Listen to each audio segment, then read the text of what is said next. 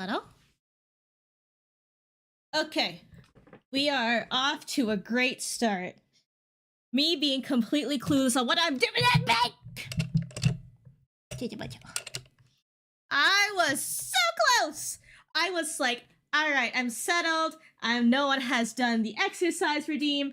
I'm just going to sit down. And then after the redeem went up, and I'm like, great. Great. I see how it is. I see how it is. Hold on.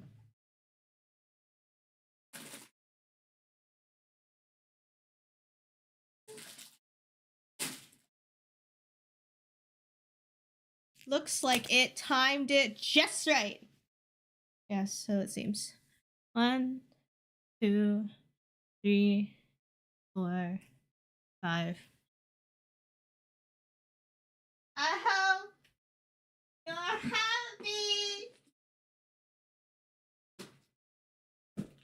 Hi. Good evening, everybody. Welcome to the stream. Hi. Ow! I am slowly injuring myself with my chair.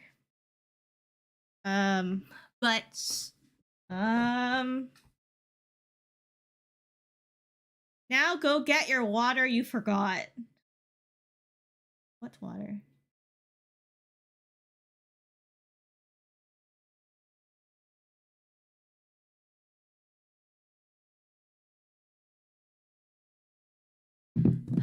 All right.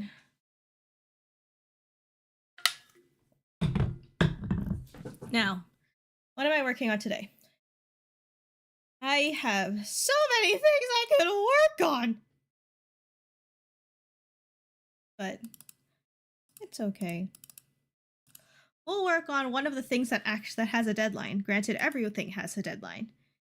We're gonna figure out how to create a Pokemon card.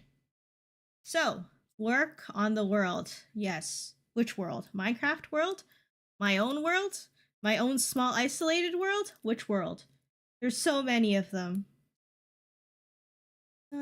I just realized that the audio should probably be playing out of the... I'm going to have this audio.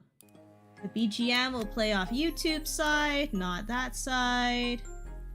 And this should be active, not the other one. Work on setting rid of the US tariffs. I'm stopping all the wars of the world. Okay, that's okay. I can wait. JJ for world leader. JJ for world leader. Oh no. I would solve local problems first, which would be tariffs.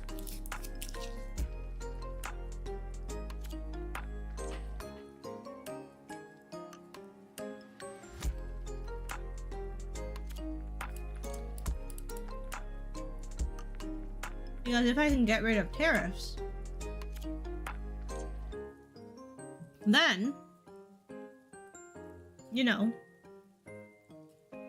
I would be able to ship things to the US again. Which again, made up for 75% of my sales.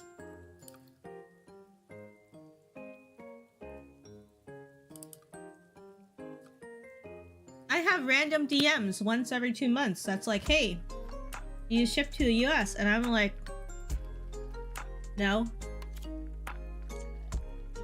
Not right now. Because to ship to the US, I have to download an app. I have to fill in paperwork, and shipping is like $30. And I'm like, I don't wanna. So, or like, I don't want people to pay that. JJ would download a car.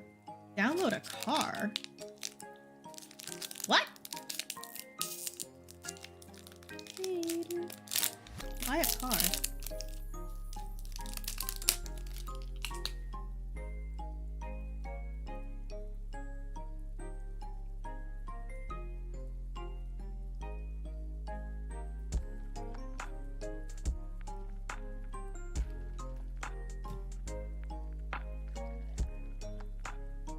Hold on.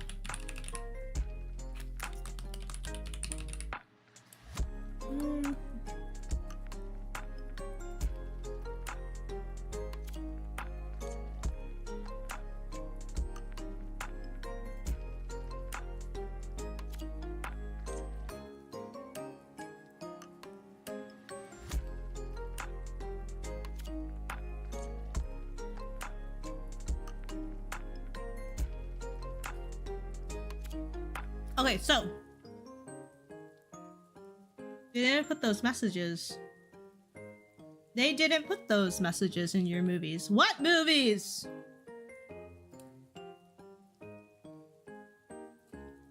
What? I'm so confused.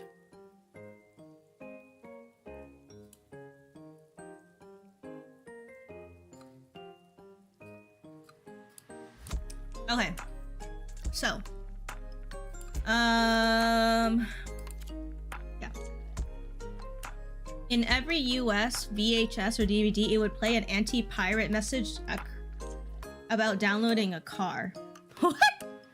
I remember those anti-pirate message, but I never noticed it had something to do with a car.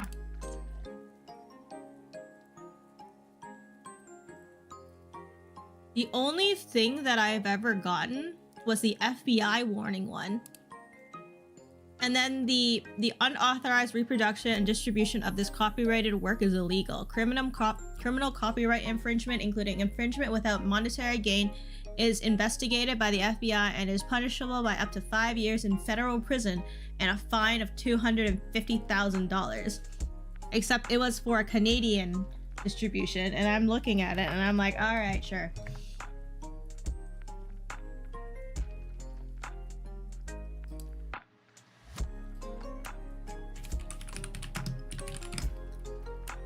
Anyways, so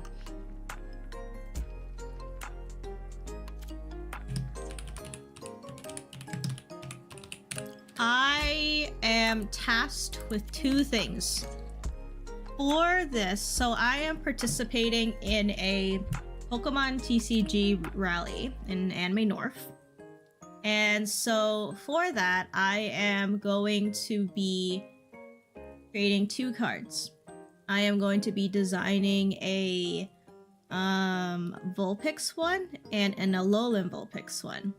How this is gonna work, I'm not sure. I have a feeling that I guess the person who organized it has some sort of machine to print out like durable card like fan art cards or something. I don't know. So yes.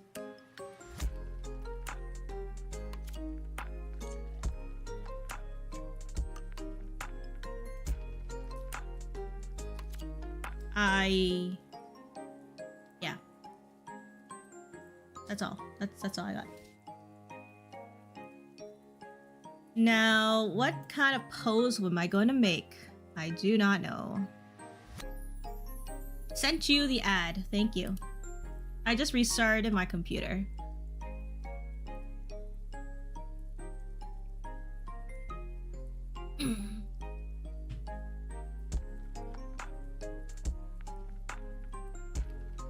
You wouldn't steal a car. Hilarious anti-privacy commercial. Ah, I see. Thank you. I will watch it. At some point. Fun fact about it, the music they played in this ad was pirated! Man, they are really on the ball with this one.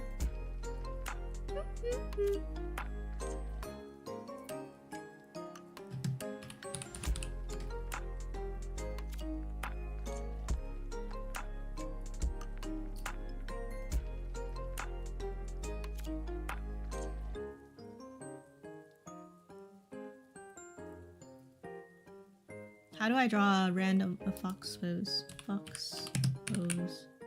Cute. Playful. Fox.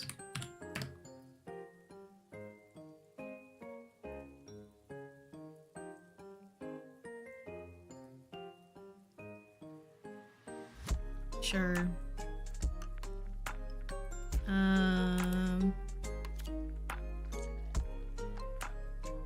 Oh, that would work. Sure.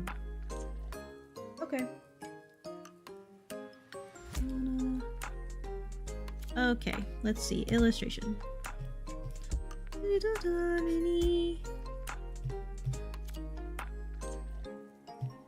So, what I was doing earlier. So today was a very rainy day. It's like just rain. It's just raining. And Spotify started off by pirating their music from LimeWire. No.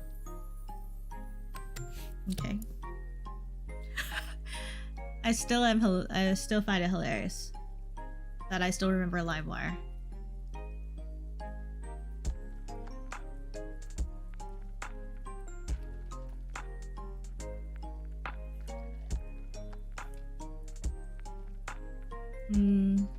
I never just. How did Spotify start? By copying, pirating their music. Oh, great.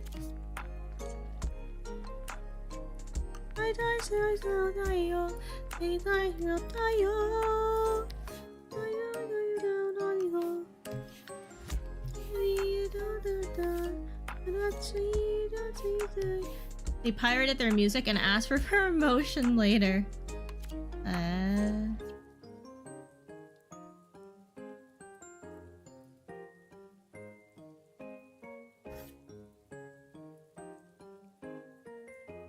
That's gun. No?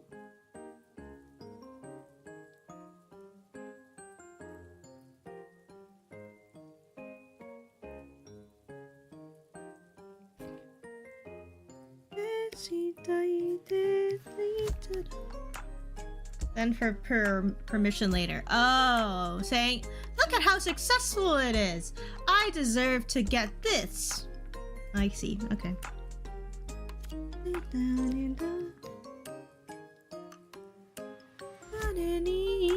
Look at how much popularity I got it. That's exactly what happened. Oh, great.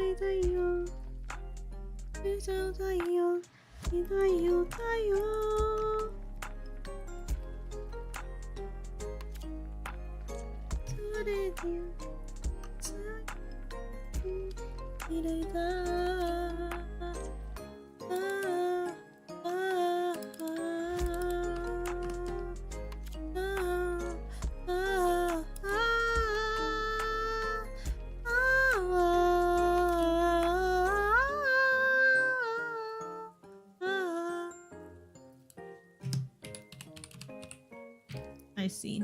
Well then.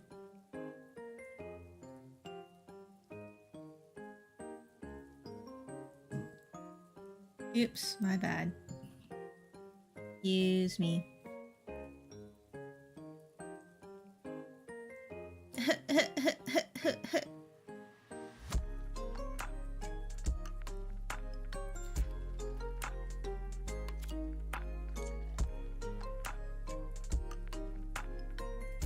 Okay.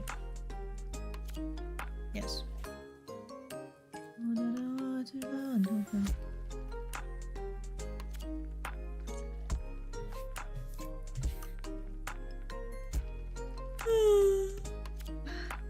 So I started making the event for the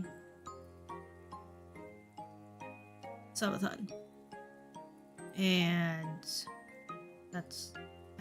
I made the event. That's where I am right now. I will be streaming for 12 hours. Please treat me well in those 12 hours. I have a wedding to do attend to after.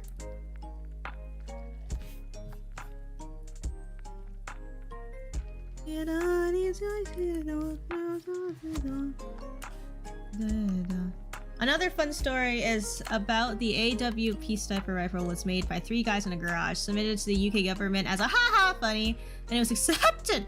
Then they had to prove that they had a full production line, so they rented a factory for a day, put in all different parts of development to sell it. And the inspector was like, yeah, we just wanted to make sure you guys weren't making this out of a garage. Really? I did not expect that to actually be a thing.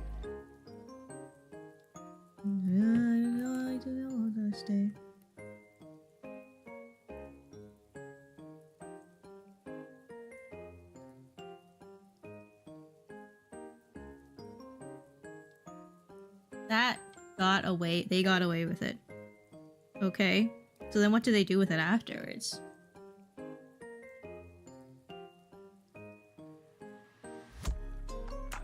Nothing?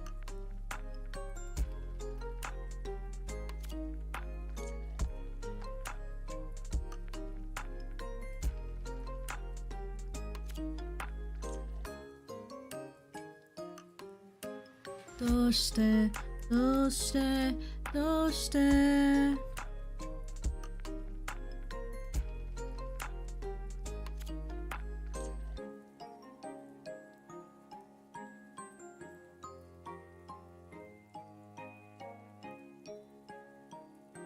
Because they really liked...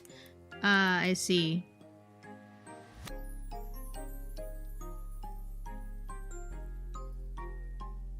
They eventually did find out, but didn't really care, because they really liked it. Oh my god.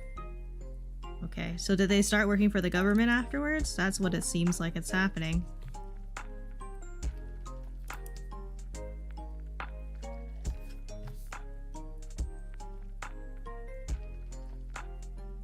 Don't you mean what art? What art we doing? What art we doing? What art we doing? What art we doing? Arting. What art are we doing? Who's that Pokemon? Hello. Welcome back. HNMM. Hello, hello. What art? What are we doing arting? What are we doing? I know. We are drawing Pokemon for a Pokemon TCG rally I am participating in an anime convention, which I really should apply for more anime conventions instead of literally just going like, I'll just apply to anything. I mean, nothing.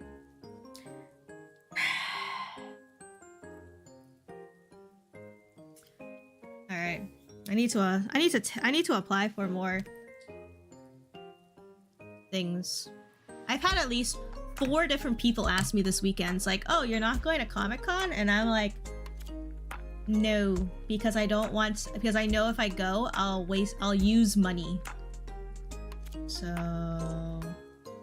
why?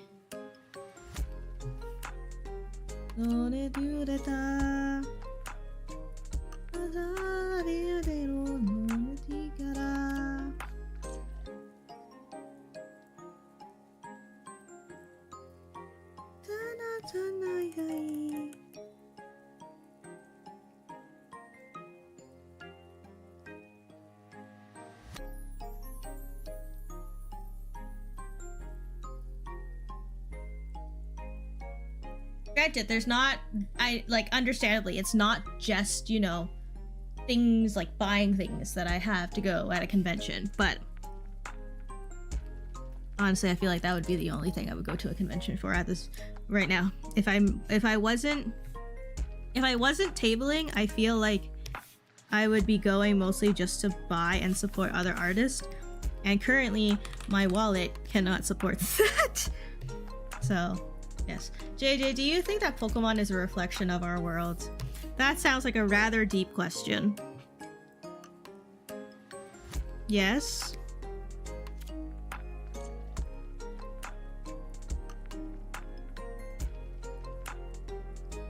Right? Yes. I mean, each region is based off of, like, an actual area.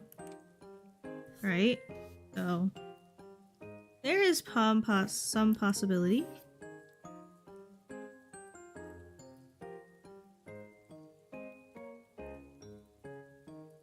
Right. Okay, so given that humans hunted foxes for their pets, that means trainers get... No! We're not going down that route. Did you know that at Anime North there is a Pokemon biology class? There is a Pokemon biology class or panel in Anime North, and they talk about biology and Pokemon. And some of those are just morbid, and I'm just like, great.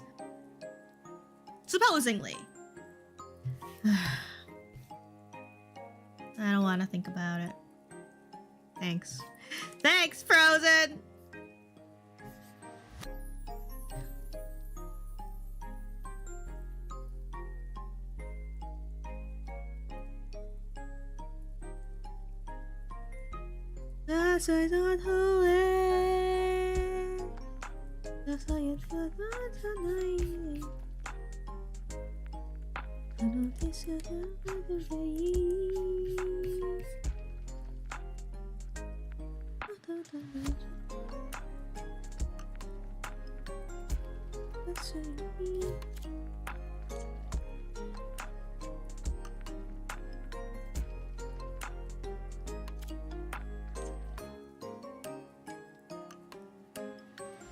Hello, Safe. The fun fact, there used to be a job during the Victorian era that would steal the tons of...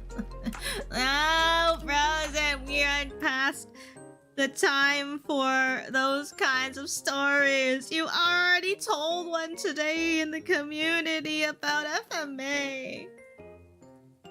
Thanks. Hi, Safe. Welcome to the stream. How are you doing today? Welcome, welcome, welcome back.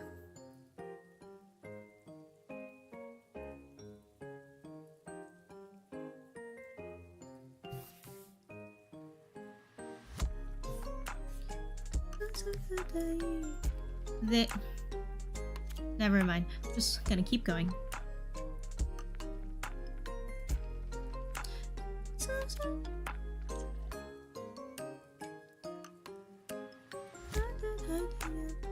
All fine and leaving the lurk here. Thank you. I'm just... No, Frozen.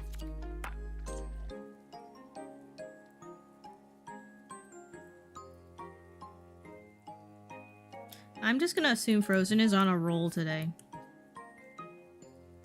He seems like he's on a roll today.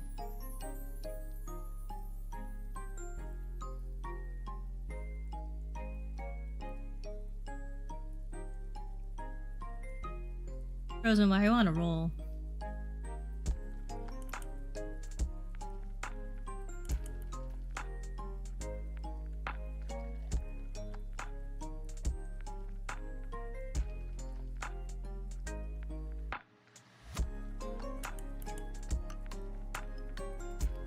Not really, just things that just go through your head. I see, okay.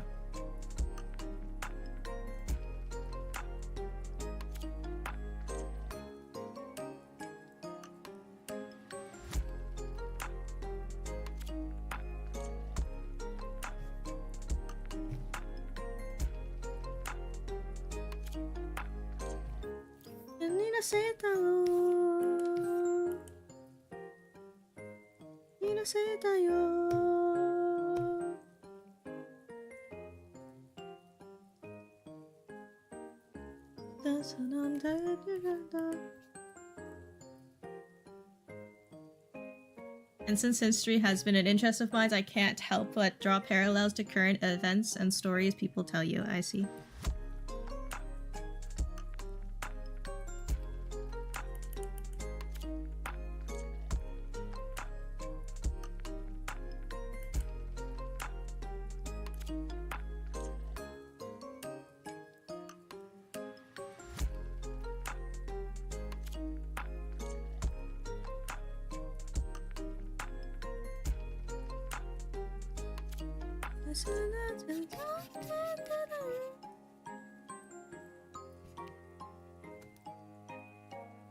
You know, JJ, the fur trade started in Canada. Yes, I am aware. No, sorry, I wasn't aware. But you know, I'm not surprised.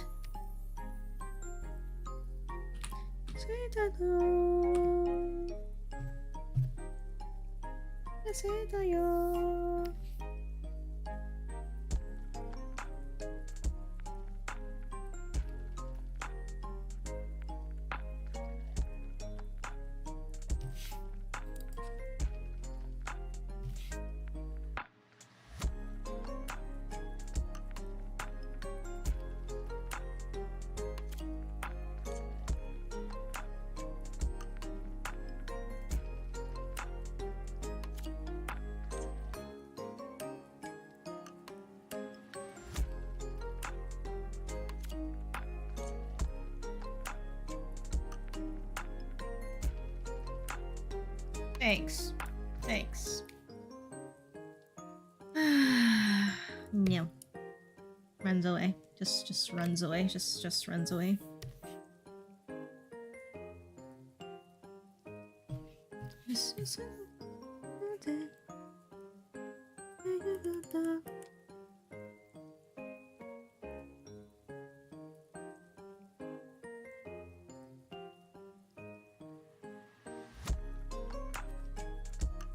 I don't like this.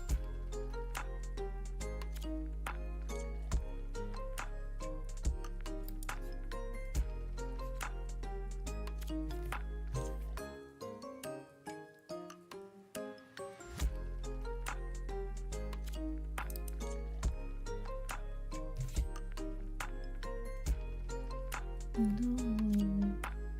So they could pay less and wouldn't want their fur. Okay.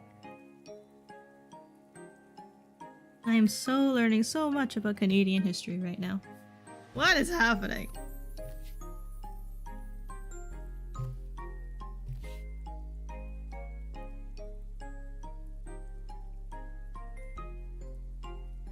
No, this looks weird.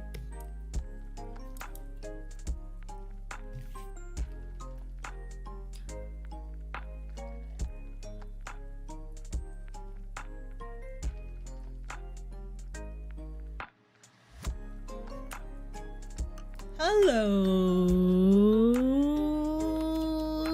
son. Sorry, I couldn't find the button to zoom in. I was like, eh. It was a very long, extended hello. How are you doing?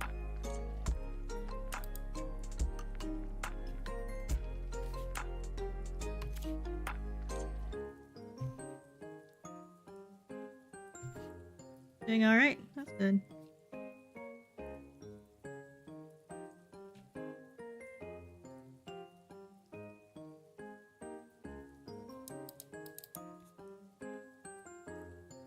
Working on your UMA guide. Oh, nice.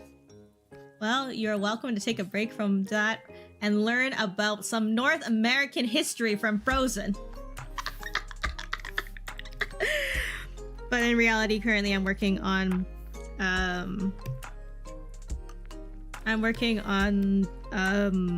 creating a Pokemon card for a convention I'm tabling at later in the year. No, it's okay. Thank you already for the education. How is your UMA guide coming along, Jay?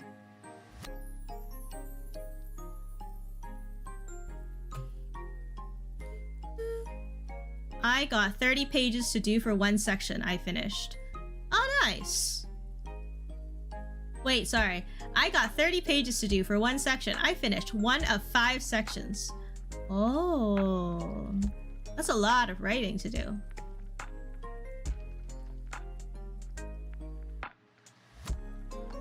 So far, so good though, no?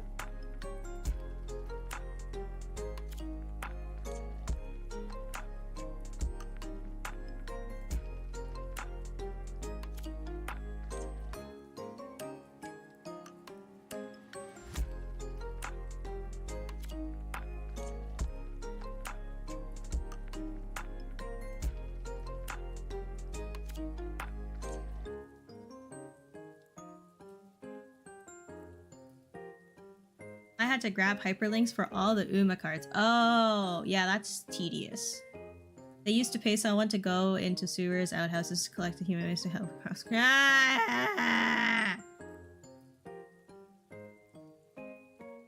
Well, glad they don't do that anymore. And there's Training Sword.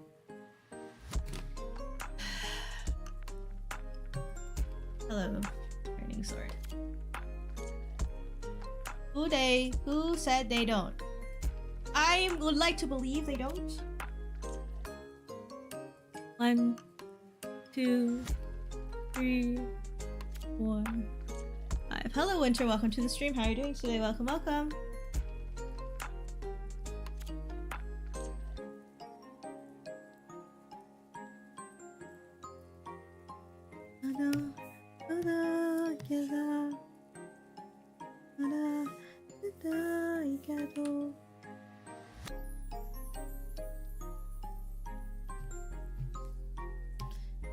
They still send people in there just to not collect away, but to break up blockage. Fair, fair, fair, fair, fair. Okay, yes.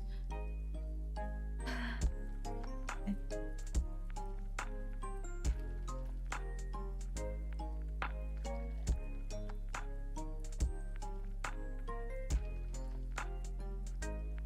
No.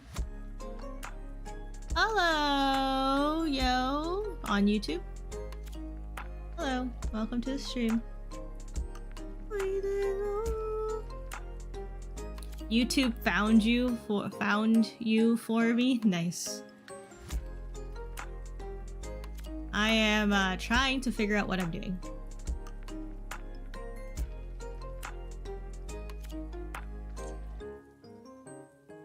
Correction. I know sort of what I'm doing, but I don't know how to draw poses.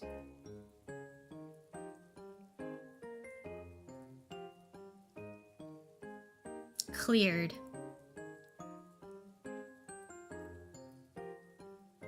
I see. Oh dear. Drawing of Vulpix. Yes, I am in charge of drawing 2 cards for Pokemon TCG Rally and Anime North. Both Vulpixes. So I just need to do that.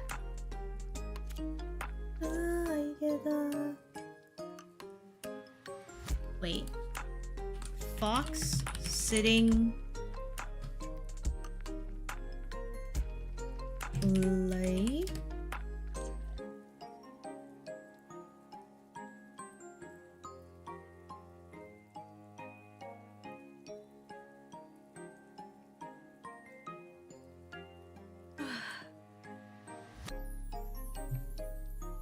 Make it OP. We'll see.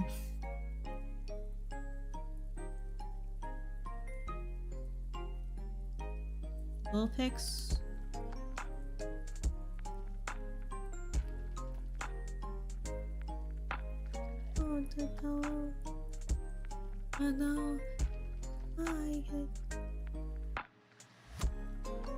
Vulpix anime.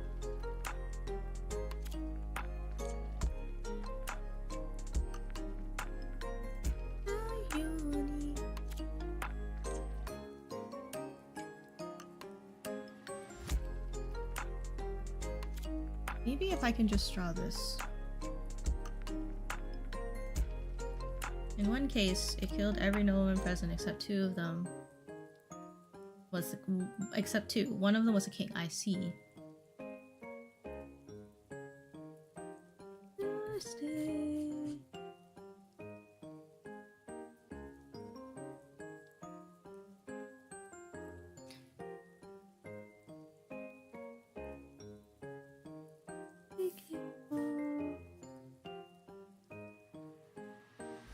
My concern is I need to figure out how to draw this so that it looks accurate. Like,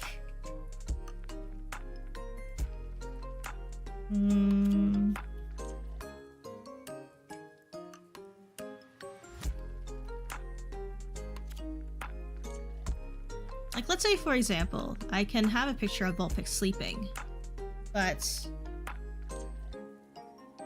like Mm.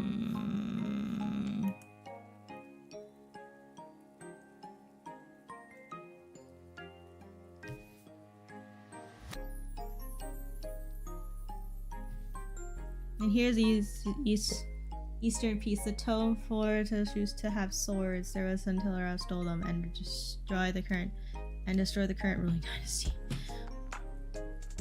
In what era is this? And what? And this is still in North America? What?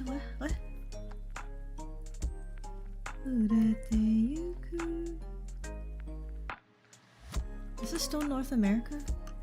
No, this is China. Oh, okay. Yeah, that makes sense for China.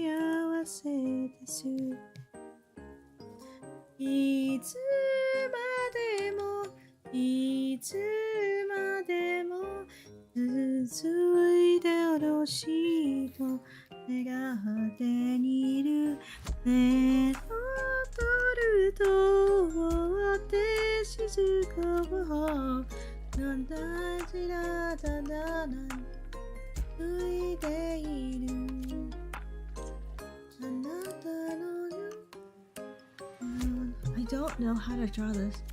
This is Patrick, yes. Yeah, apparently.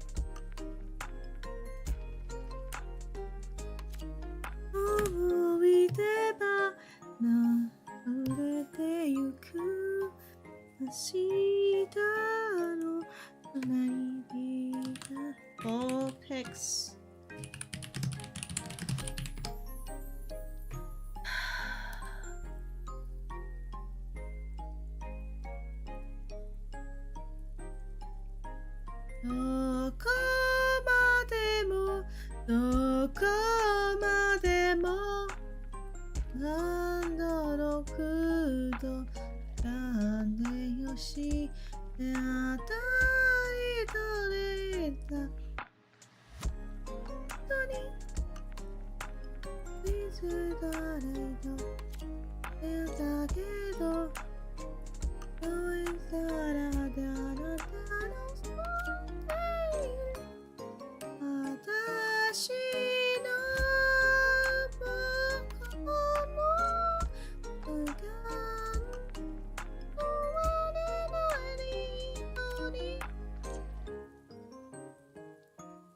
How do I draw a Vulpix laying down Pokemon? Fox.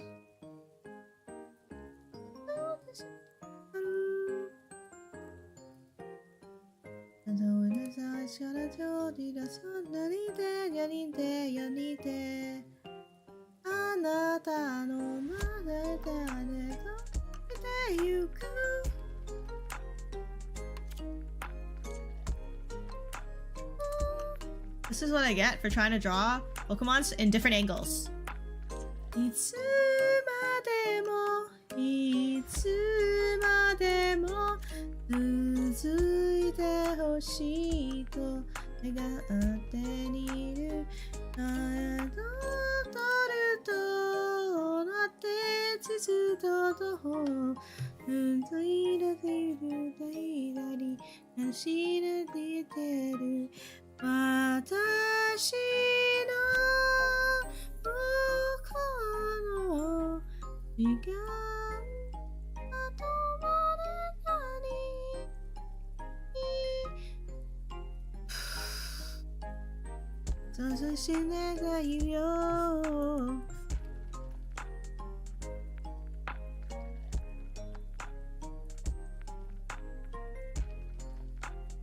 Yeah.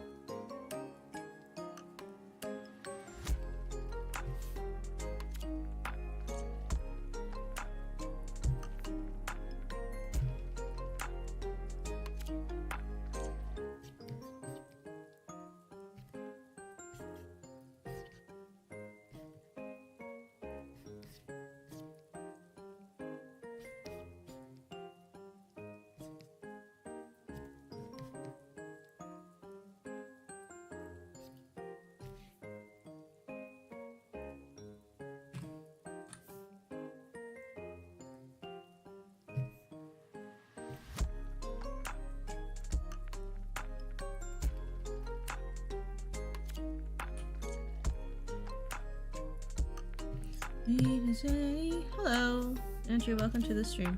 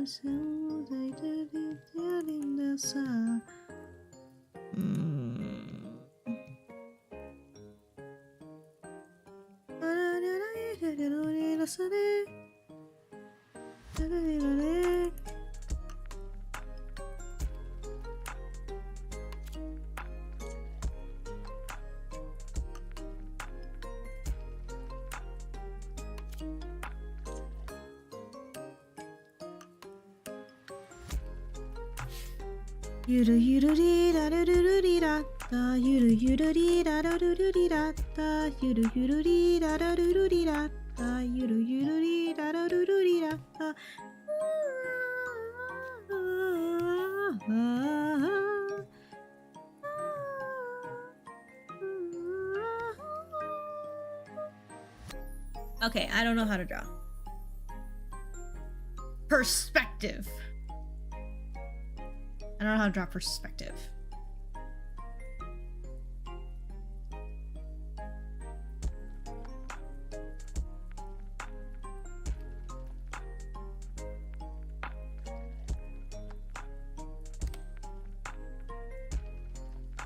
I mean...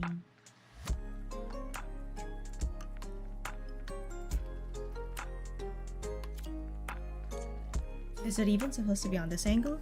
Isn't it supposed to be on the other different angle? It should probably be on the different angle, shouldn't it?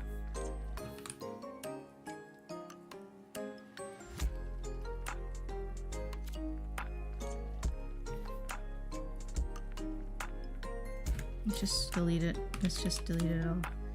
Let's just delete it.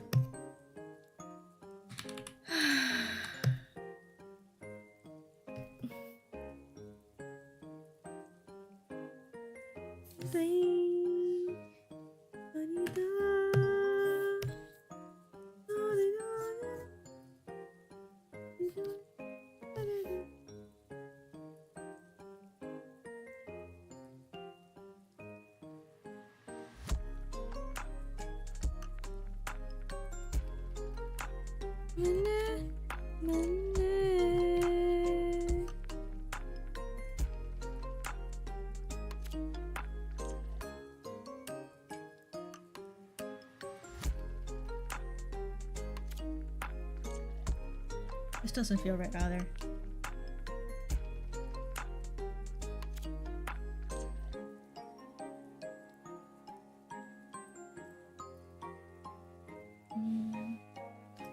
I just need like the second pose just rotated, which I'm just like, I don't know how to do this.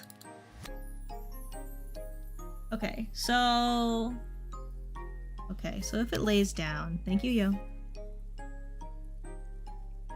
I mean, if it lays down,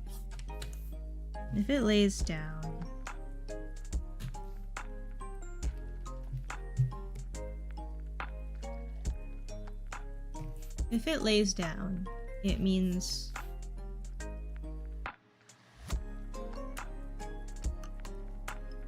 like...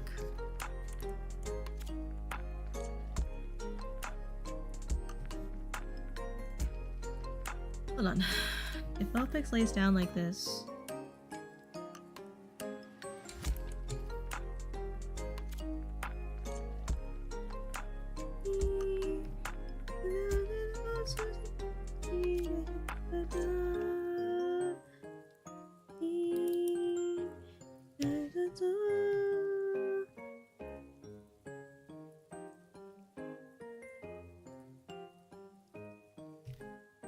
How does perspective work, guys?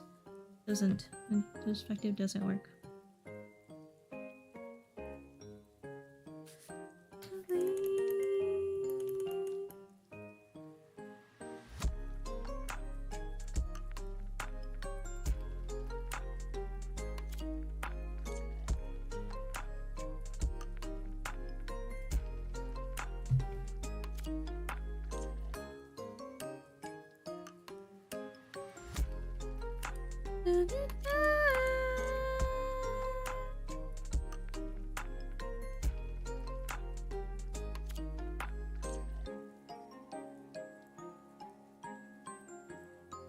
Hello, No Name. Welcome to the stream. How are you doing today? Welcome, welcome.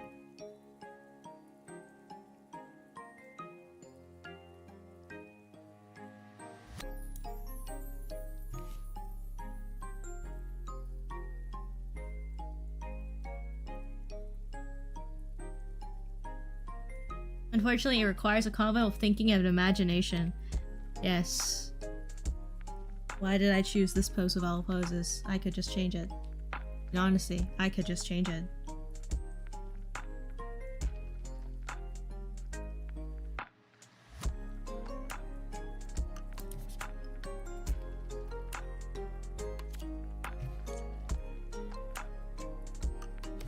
You know what? I'm just gonna change it.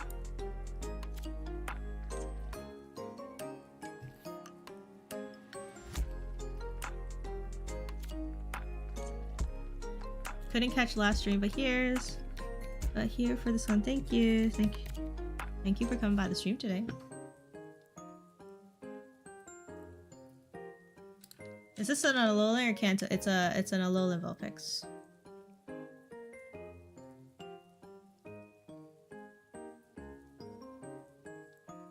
I have decided that I'm going to change the pose, and it will, yes, change places. Change places, yes.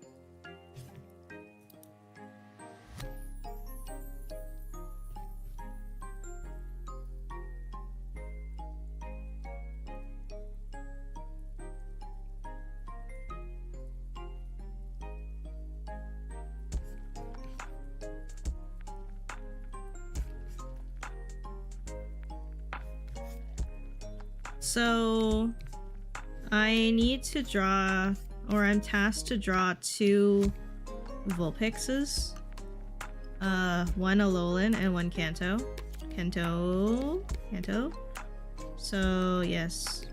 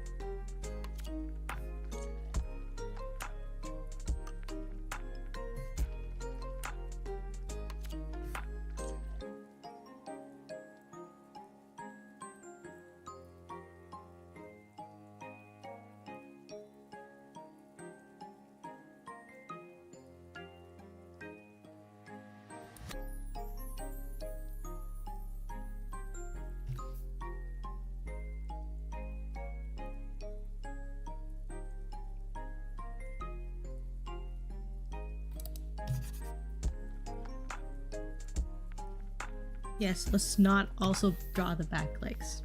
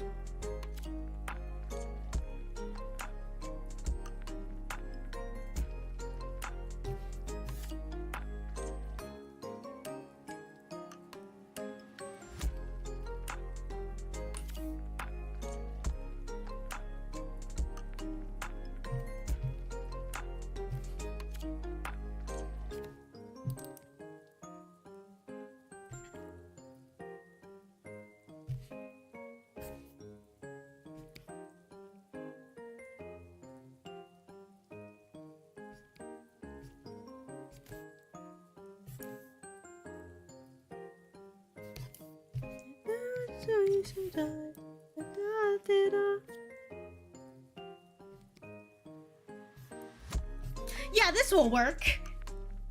Yeah, this will work. Okay.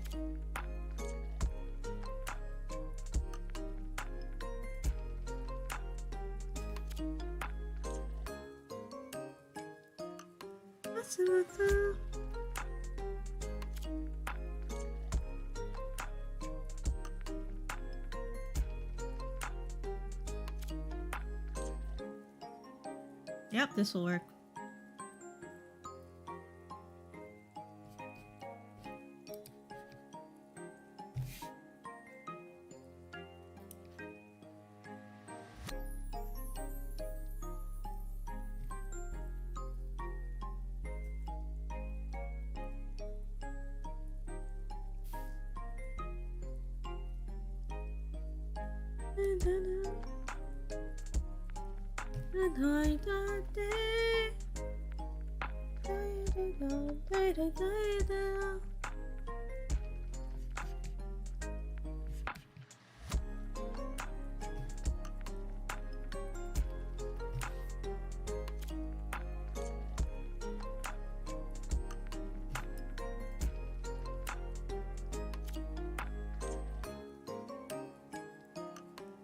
Hello Ashton, welcome back to the stream. How are you doing today? Welcome, welcome. Also, those of you who are on Twitch who doesn't have an sub, just letting you know that in about 5 minutes there will be a 3-minute ad that plays. Just letting you know.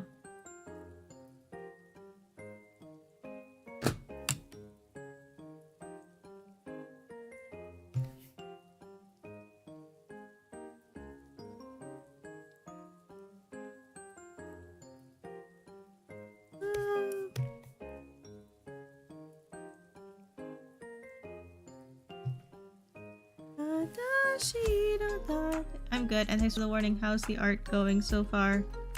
So far, I'm arting. So far, it's okay.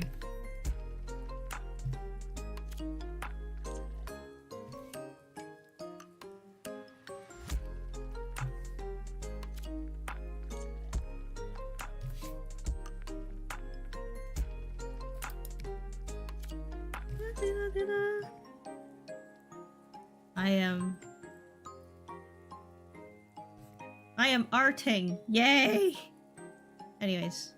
Well, making your own Pokemon card is cool. Yes, it's part of a stamp rally I'm participating in a convention I'm abling at. So I'm like, alright, I need to also work on this. So I'm just going to make a sketch, set it, let it sit there, and then I'll decide on whether it's one I want to go with later. I have to make two. I have to make an Alolan Vulpix and I have to make a Kanto Vulpix.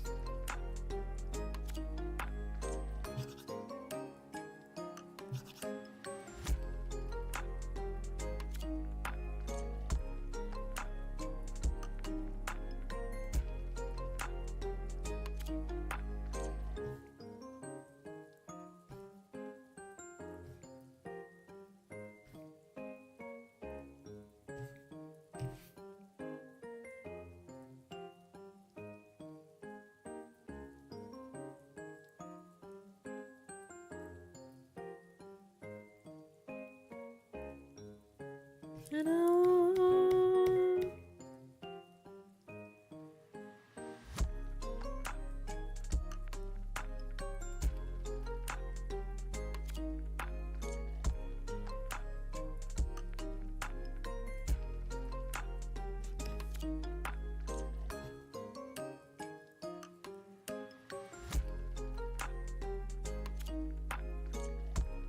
Is this a boy or a girl Vulpix? Might be a girl Vulpix?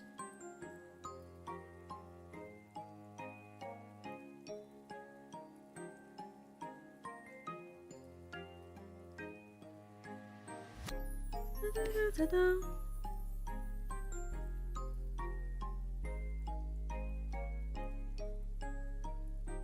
I need to save this though.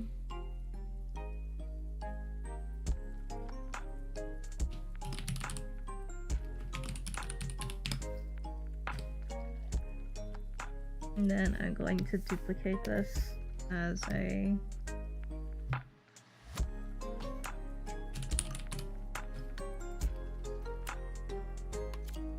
and then we're gonna open the Alolan Vulpix.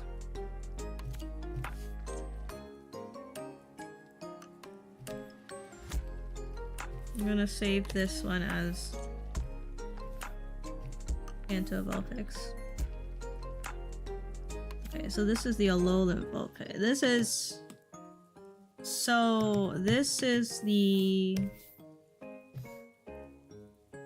the Kanto Vulpix sketch. So now it's to do the counterpart, which is the Alolan Vulpix one. So we're gonna do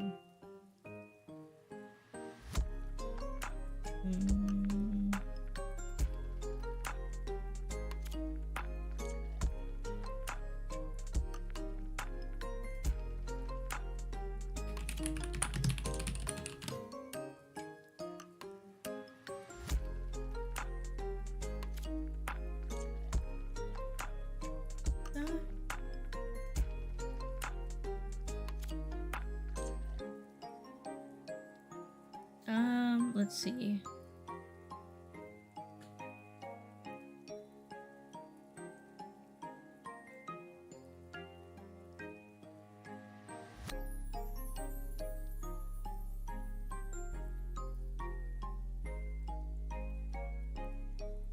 Will they be on the same card or two separate cards? Two separate cards.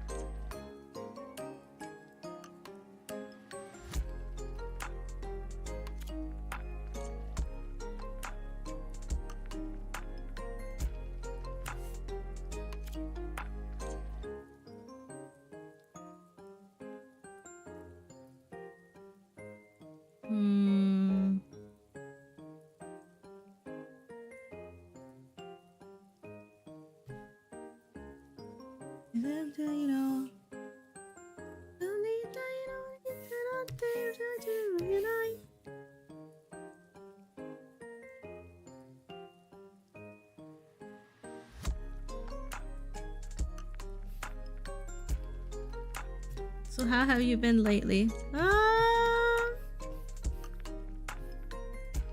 It's okay.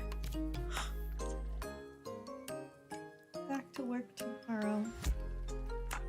So work. What did I do? Work. Work.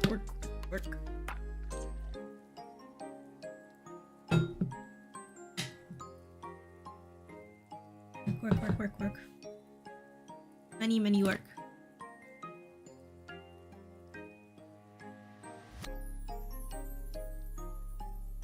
What is work? Do I wanna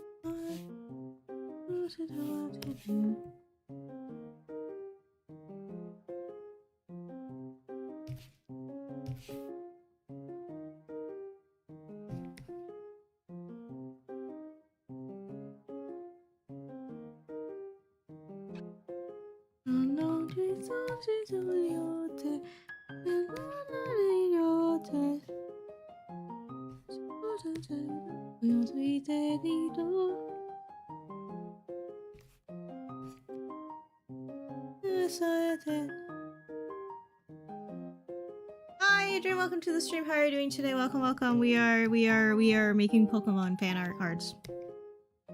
I hope you're well.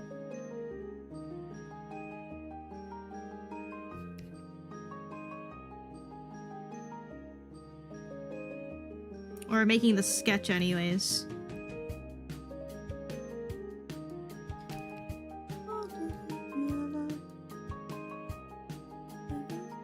I'm doing good. I'll be lurking while playing games and very nice art. Thank you.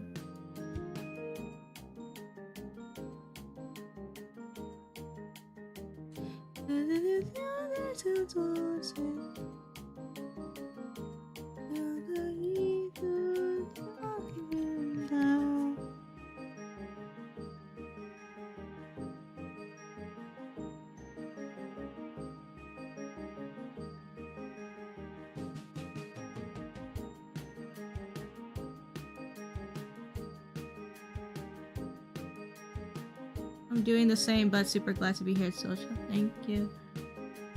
I am working. I am working. Everyone is doing their events. There's like so many events that's like ending in various other games. Oh my god.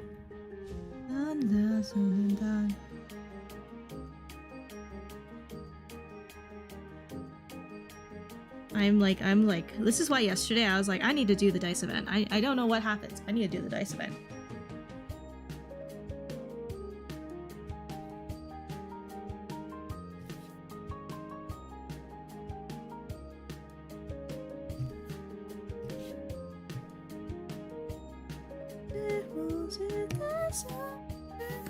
That's adorable, looking out the window, yes.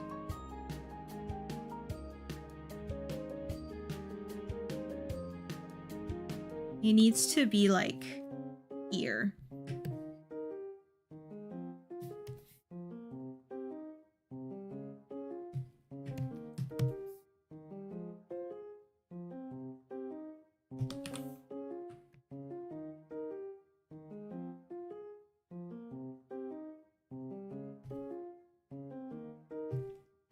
Jariel makes you tired. Oh no. You're getting there.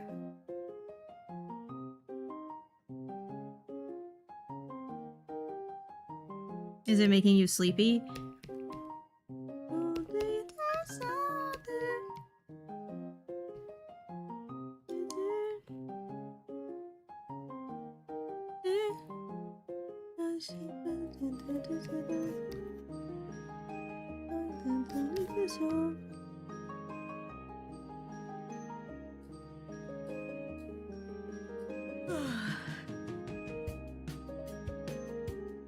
The vibe looks like, oh look, a friend, yes. I think that is what I'm just gonna have to go with this time.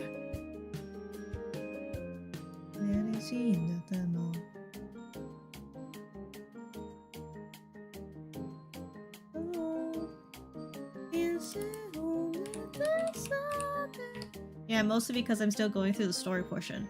Oh, yeah, that can be tedious.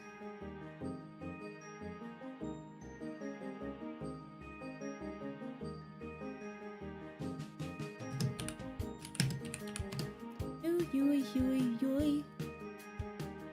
Yoy, yoy, yoy, yoy. Yoy, yoy, yoy, yoy. Yoy, yoy. Yoy, yoy, yoy, yoy. Yoy, yoy, yoy, yoy. Yoy, yoy, yoy, yoy. Yoy. Oh.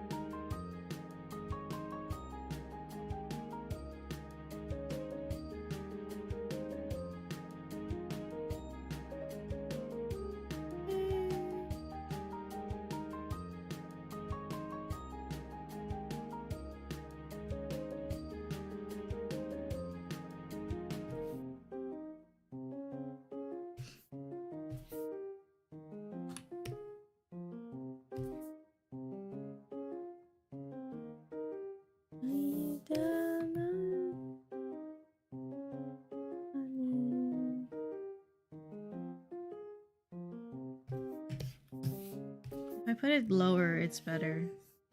Not, and I'm totally not doing this because I don't know how to draw bent arms forward. Totally not. Totally not. That's preposterous.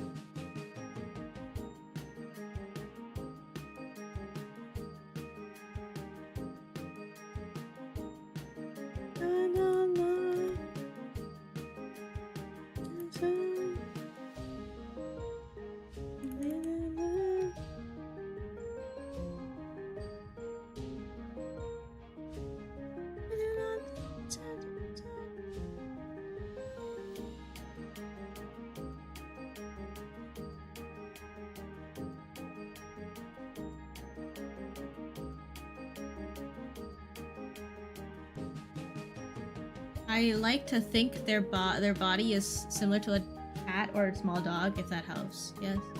Yeah. I think it was more so like a fox I was trying to, and I'm just like, fox, fox, fox, fox, fox. They're also a fox. But yes, similar to that, yes.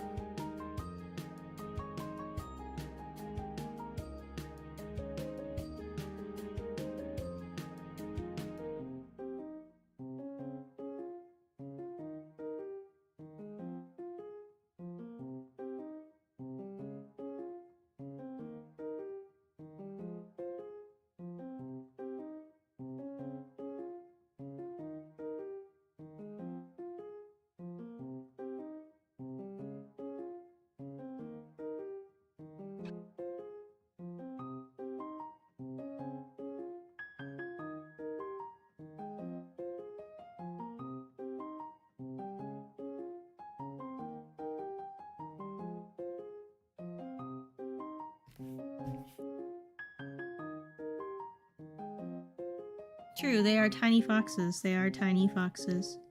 Little bitty foxes.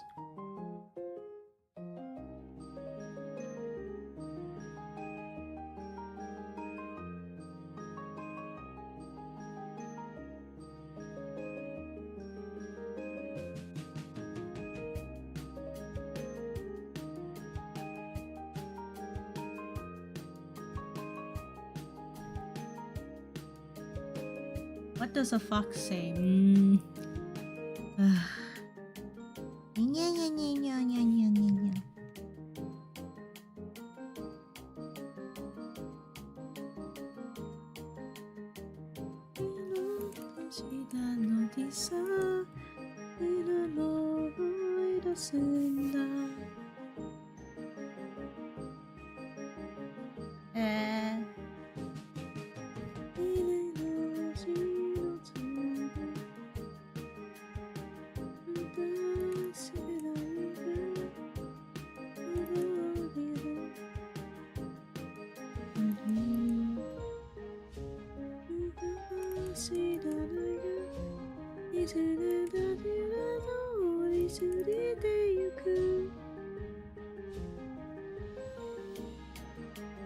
The fox say redacted.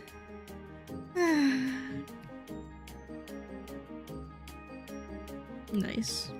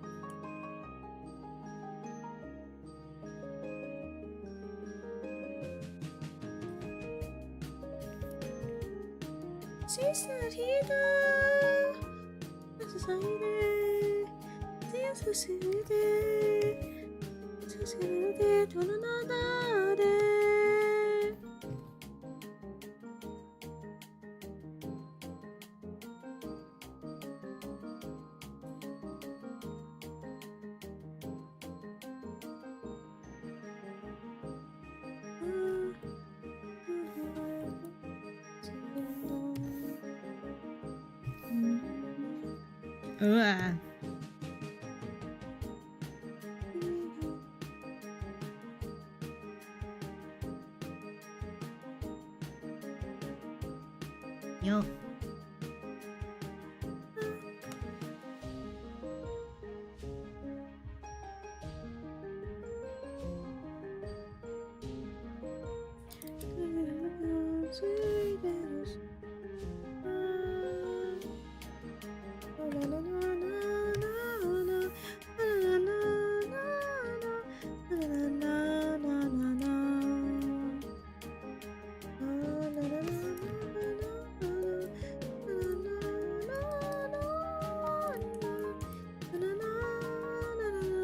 Menacing. No! That's not what I meant!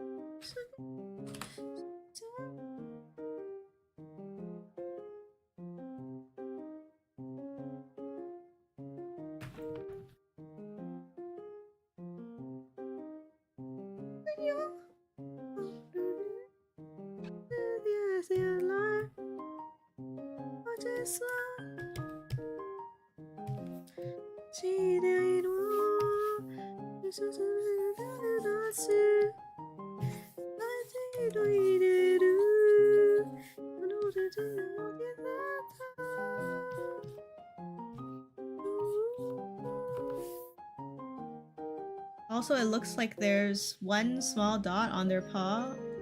One small dot? One dot! Alolan Vulpix.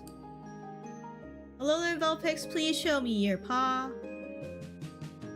I need to see your paw.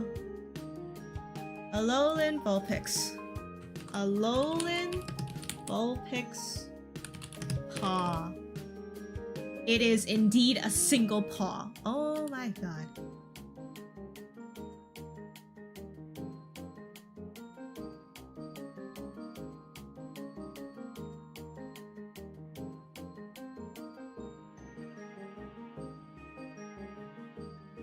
A single paw. Okay. Thank you.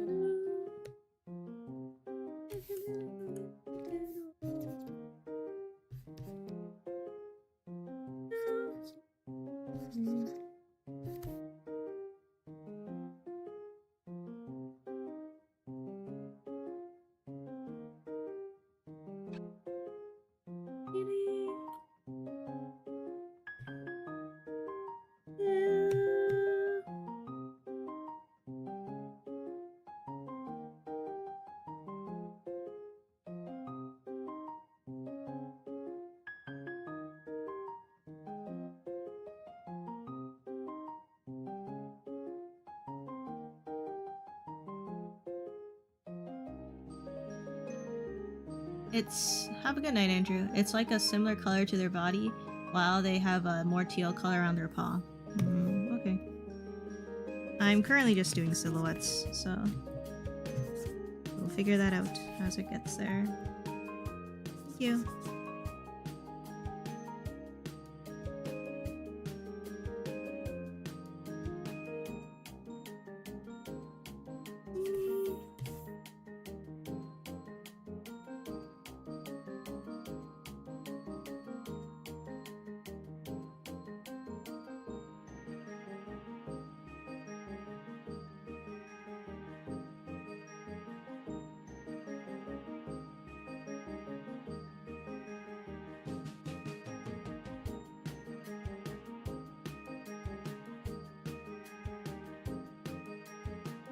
Thank you. Yeah, currently I'm just doing two tones. The white is mostly for shadow. Keeping my streak. Hello, yo, now on YouTube.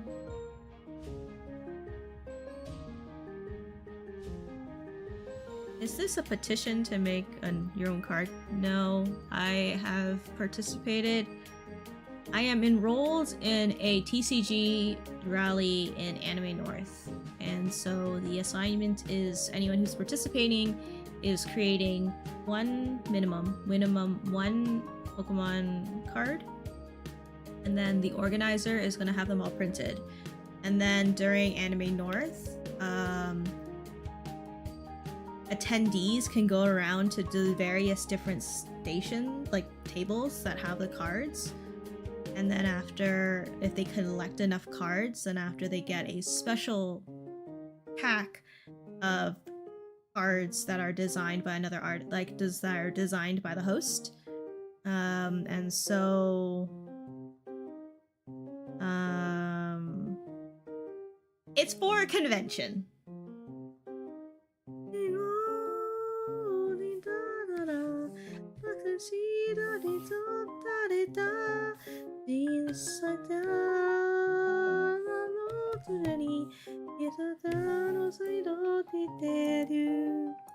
Yeah, I'm just drawing this. To be fair, I'm currently just drawing like the rough drafts right now. This is not due until like mid-April. So, yes.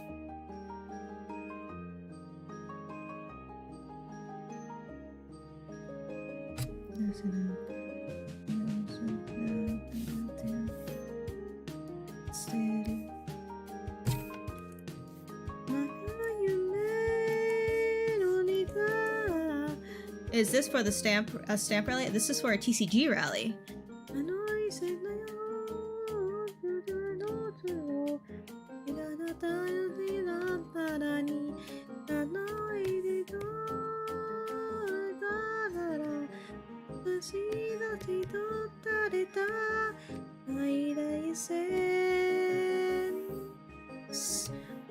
Sort of. The stamp rally is so this TCG rally, there's no like the concept is like yes, it's a lot of artists participating. I don't know. There's like I think there's 32 artists right now. And you can go to any artist and collect their cards after completing a simple task, like let's say for example following them on Instagram. And then if you collect a certain amount of cards, you can go back to the host and they'll give you a special pack of cards. And so that's the idea. So it's not like there's like specific artists that you have to go to. Anyone will really do.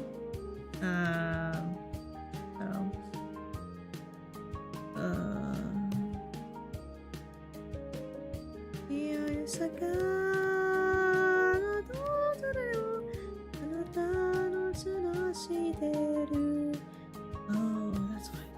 Actually, me.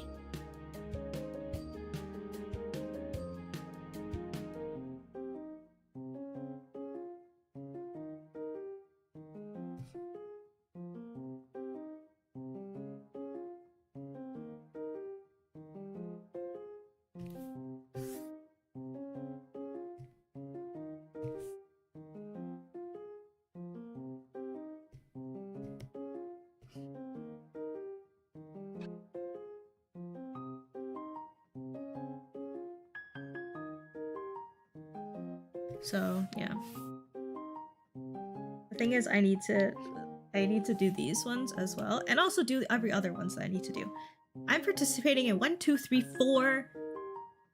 4 rallies this year, and I'm like, ha ha ha ha ha ha ha ha ha. I'm definitely gonna have a more influx of people coming over for rallies than I will for like actual purchases. Yippee. Or this one con or throughout one con. The one con. Stamp rally. Okay, so each convention. Oh, you can send it to me if you want as a DM. Thank you, No Name. Every convention has their own set of stamp rallies. There's never the same stamp rallies that happens throughout a convention. Maybe not unless like the same host decide to do it for like multiple conventions, and then even then it's not like it's not gonna be the same artist. So yeah.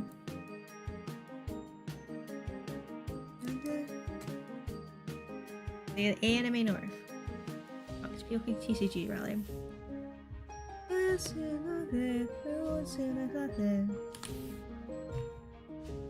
Nani?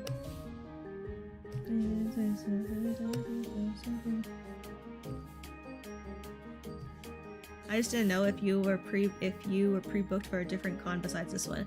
I have Anime North 2026, and I have Anime Toronto 2026. Those are the 2 conventions I have confirmed right now.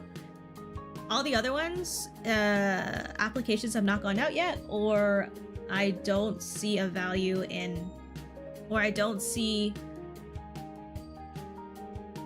like a benefit of attending it, like diving into there. Like let's say for example,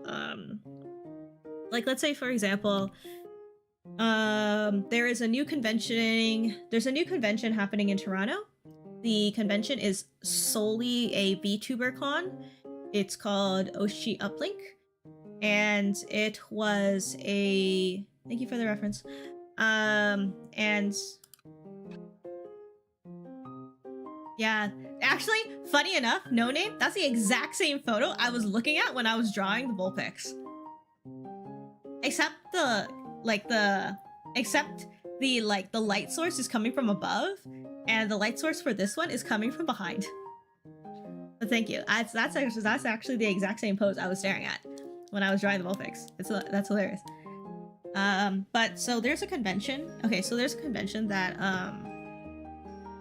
I applied for, and this was because it's a new convention. It's a first iteration VTuber con that's happening in Toronto near the airport. It's similar to close to where Anime North is.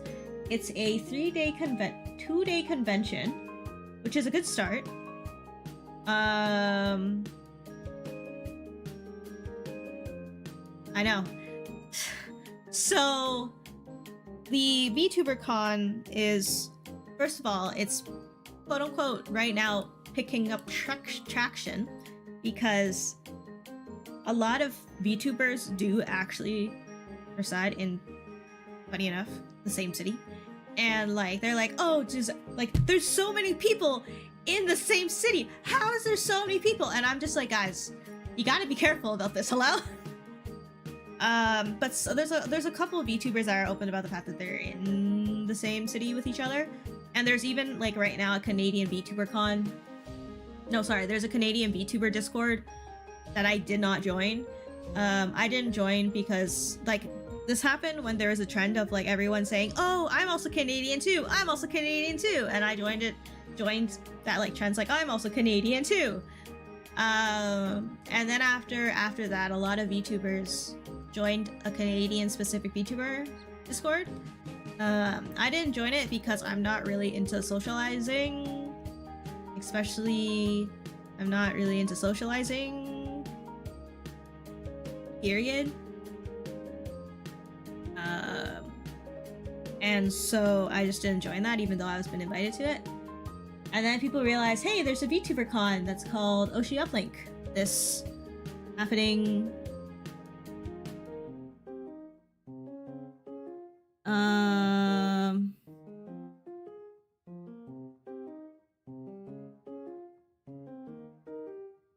That's like, there's a VTuberCon, and the VTuberCon, I only know about it because in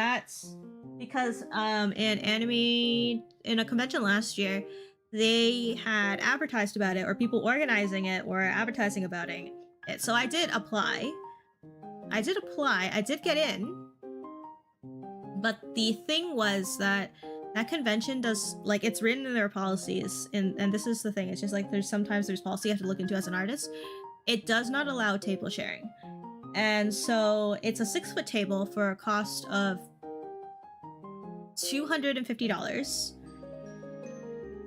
And the benefit of it is that, hey, you get a full table, it's a first iteration con, and it seems to be like growing traction, and so there may actually be a fair bit amount of people that show up for that convention. It's a small con because it's in the conference center of a hotel. But I'm just like, yeah, it's, if people already have an existing fan base and they like make a lot of VTuber merch, that is definitely a convention that they should definitely like say like book it and like see how they do. I don't have many, if at all, VTuber merch. So for me, I feel like it would just be odd for me to really table at a convention that's strictly about VTubers, but I don't have VTuber merch.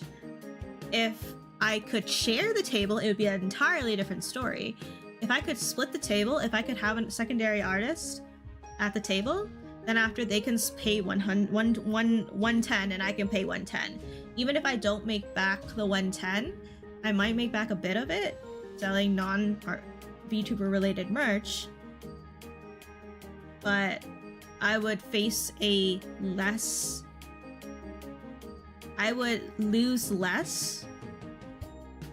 than if I were to just table as a 6 feet table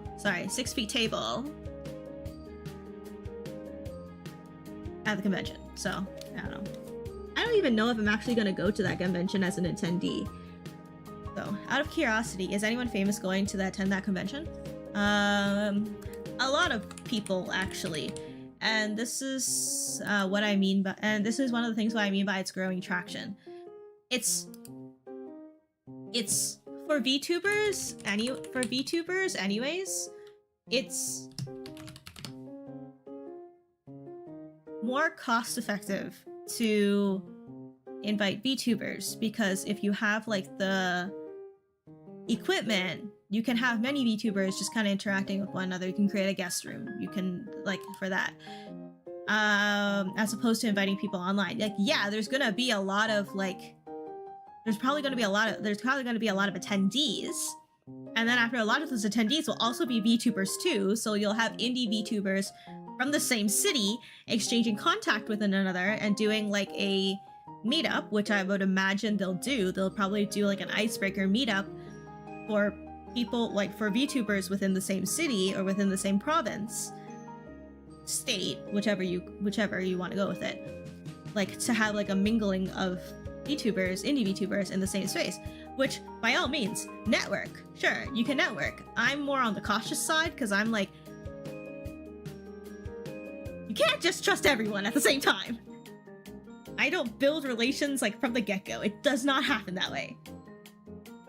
Anyways, in terms of like guest of honor, they have Beasties, so they have Berrybug. They have Beasties, so the VTubers that recently debuted as indie. You have Mint, you have Phoebe, you have Densetsu, you have sort of like kind of like group VTubers, you have like Stellarverse Production, you have independent VTubers, like let's say for example You have, I believe, like you have Doki Bird is going to attend. Like, I'm not surprised that Doki Bird is attending. Like, Doki Bird is like will attend, or when they can, they will attend any Canadian con. Like, may not be in person, but they will attend in some way. I assume as a screen. Yeah, probably. But like, if they're really local, they might even show up just as an attendee and just kind of hide. They can camouflage. If everyone attending is going to be a VTuber, it's just like everyone's a VTuber. There's Ellie attending. Iron Mouse is also scheduled to attend as well. And I'm definitely going to assume Iron Mouse is going to attend as a screen. There's Lime Malicious who's attending. There's Nene.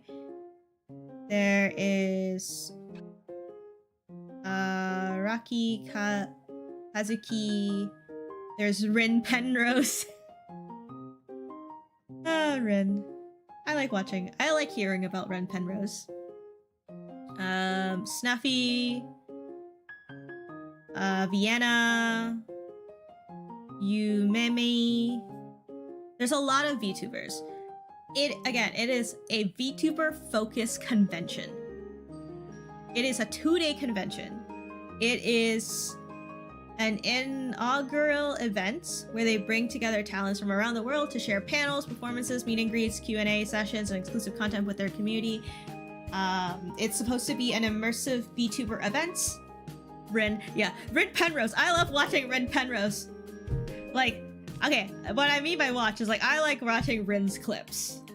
Like, any of Rin Penrose's clips, I'm like, man, they're so funny. So, but anyways, but yes, I have high hopes.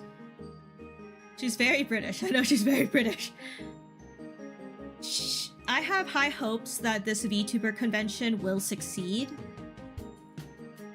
I am a bit cautious about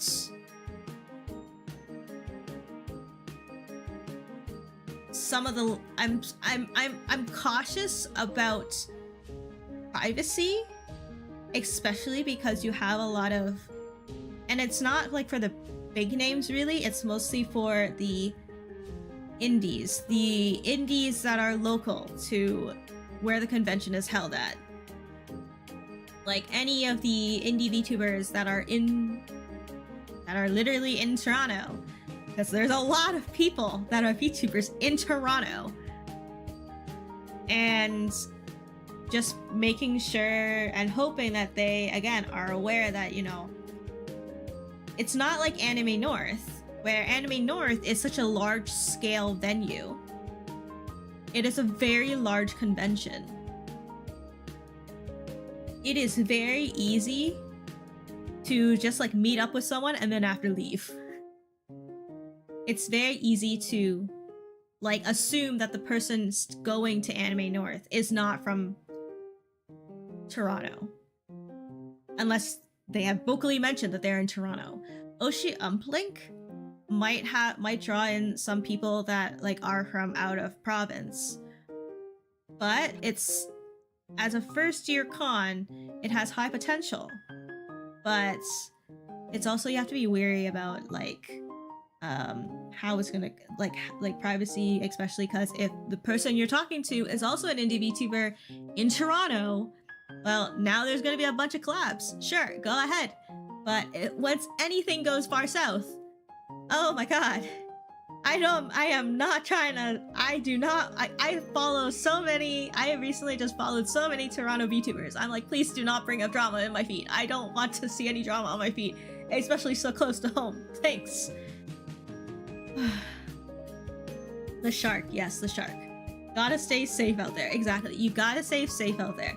Especially in a convention where everyone is pretty much has a virtual persona. It is very easy to it is, unless you use a unless you use a voice changer, it is very easy to be able to like network with other VTubers from the same city. Anime North, it's the mass amount of people. You may just lose the person you were talking to very easily. In this Oshi Uplink, it's literally 2 conference rooms, like probably 2 ballrooms, because I've been in that hotel before, like as an attendee for Anime North, because it's one of Anime North's buildings that they have events from. It's a 2 ballroom convention, most likely, with panels. Just gotta be safe out there. So, but again, I have high hopes for this convention. I am thankful that I was able to get an invitation to table there. However, I turned it down because it does not allow table sharing. And table sharing is a big thing especially when I'm like still I'm like a small artist that doesn't have that much growth. Taking a $250 deficit is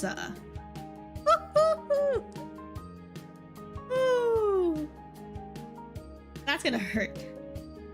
So if I could table share, sure.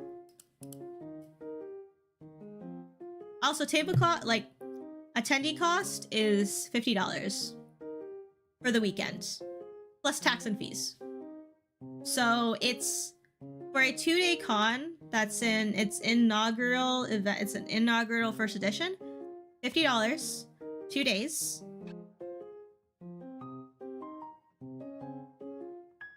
It's a start. It's a start. Again, have high standards for. I do think this event will succeed. It is also very close to AN. This event is happening May 2nd to 3rd, 2026. And Anime North is happening at the end of that month. On the 23rd, and the 24th, and the 22nd. Anyways. Creator mixer, that's what I was talking about. A creator mixer. Yes.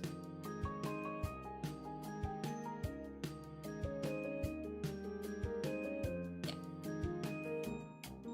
Anyways, thank you for listening to my rant about that it's not that close. It is close enough that it's what I mean by it's close is if you want to spend money on artist, there is a 1 paycheck difference if you're a part-timer or a student.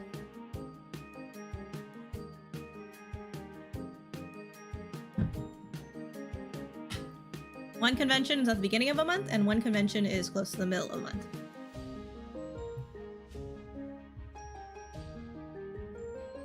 The artists that you see at Oshi Uplink, there's a possibility they will also table at Anime North. Possibly. Also, the people that are going to Oshi Uplink, I wouldn't be surprised if they're going to the same convention if they're going to Anime North afterwards. Anime North tickets is $70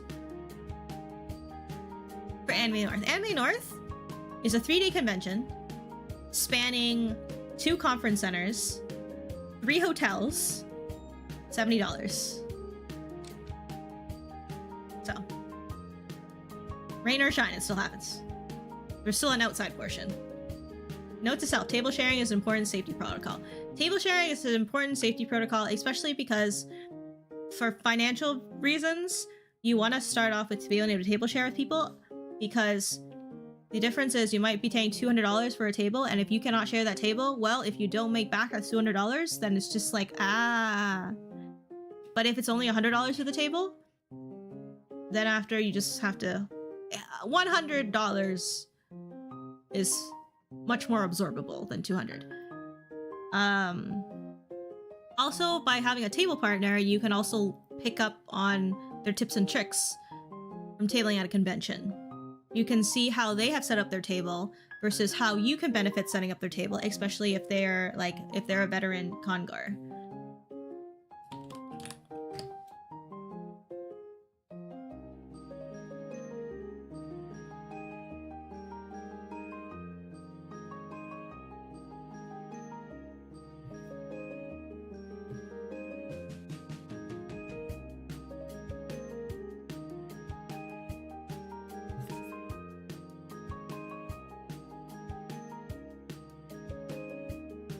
Table share to split cost. Gotcha. Yes, table share to split cost. Table share to split cost also, especially if you're starting out, because if you need to go out to the washroom or anything and you don't have a helper, well, you now have left your table defenseless. You will then have to ask either your table partner, your table neighbor, or potential staff to watch your table for you. Take it as you will.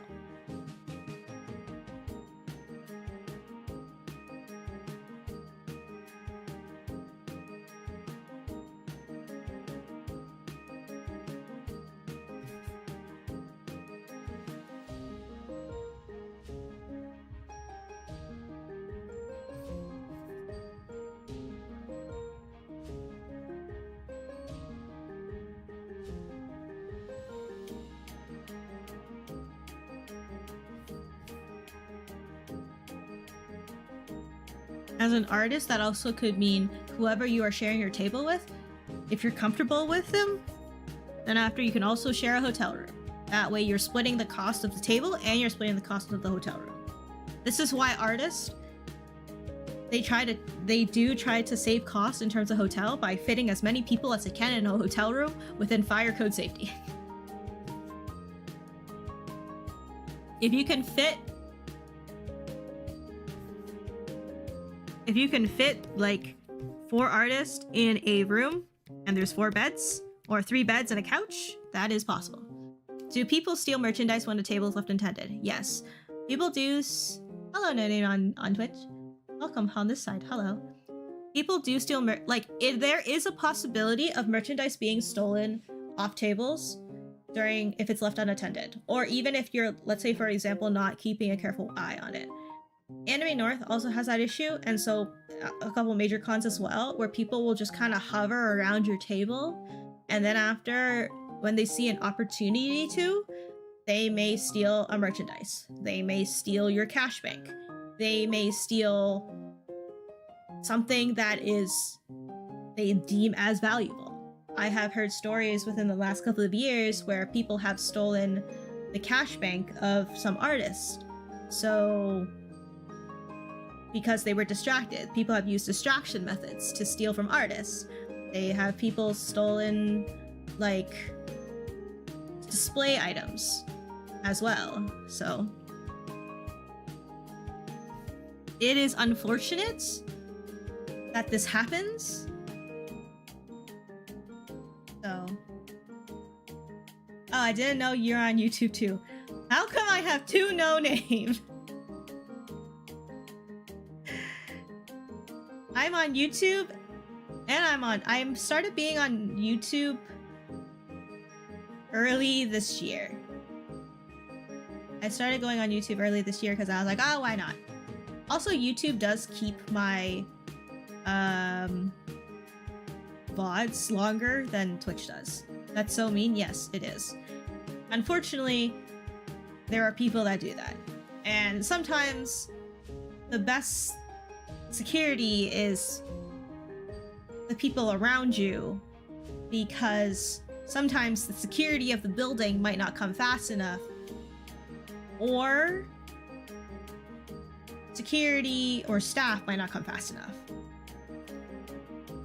Like, there is a Canadian Discord for artists, and whenever there's people that they see, this is like, hey, this guy, I don't understand how he's let in, because let's say, for example, there's like, oh, there's this guy that was let in. Did you guys see this guy? Did you guys see this person? And they're like, yeah, why? What's up? It's like, well, this person was kicked out last year at a different convention for stealing.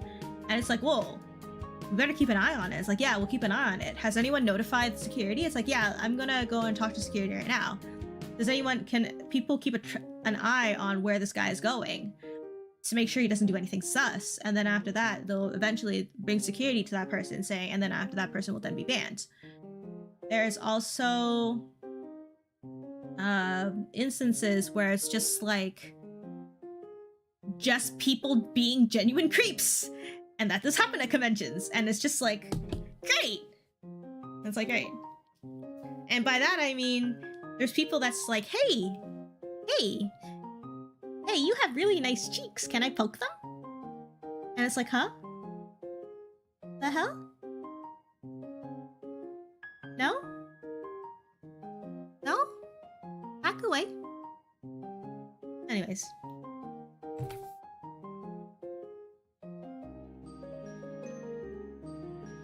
Also, nah, their name is Nonamin.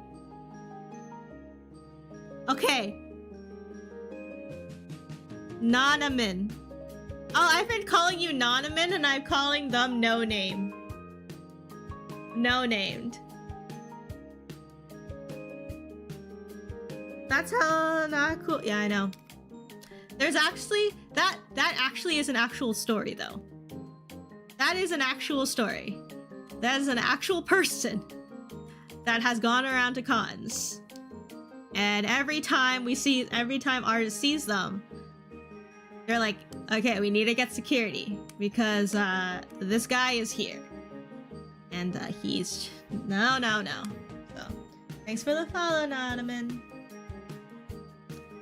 Yes, can't say anything, but yes, it's you. There are very weird stories. There are very interesting characters that come out during convention season.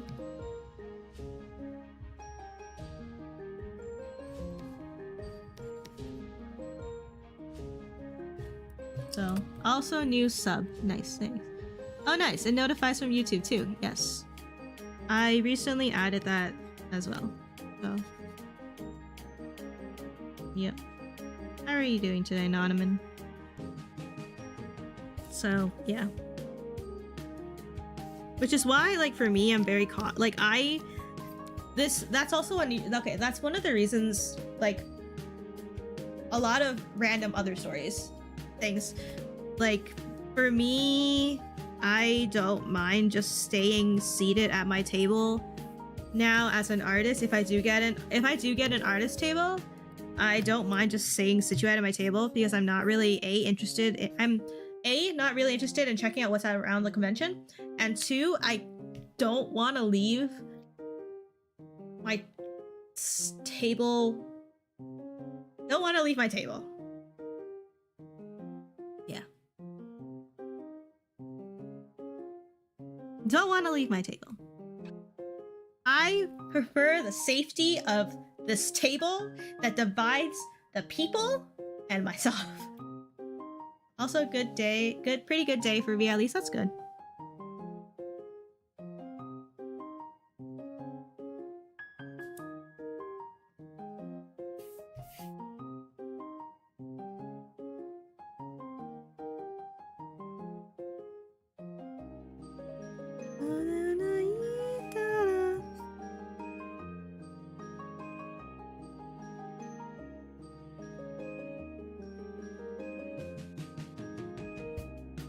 Can I give JJ a head pat?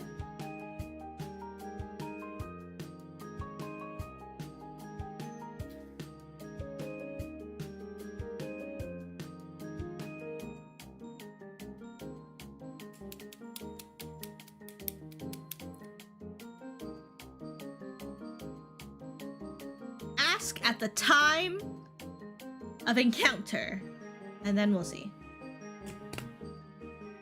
Mostly because, like,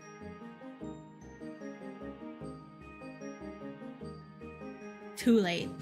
I just did. Oh dear. Okay. Ah! I hit my foot again. So, thank you, Lumi, for the exercise redeem. 1, 2, 3, 4, 5. So, yeah. Oh yeah. I have a head pat emote.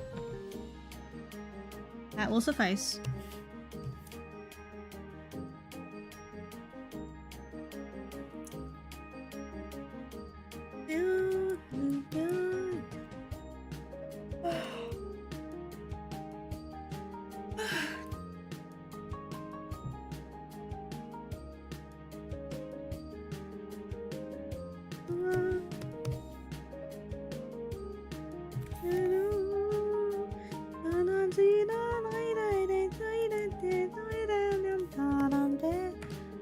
But yes. Conventions be fun. We'll see what this year of conventions bring. I suppose. I did it on Discord not knowing if it was on Twitch. I see.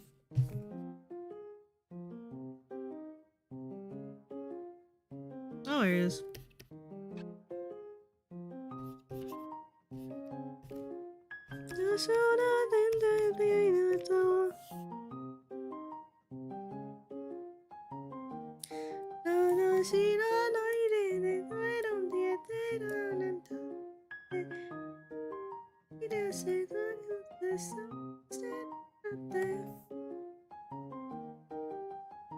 But anyways, yes.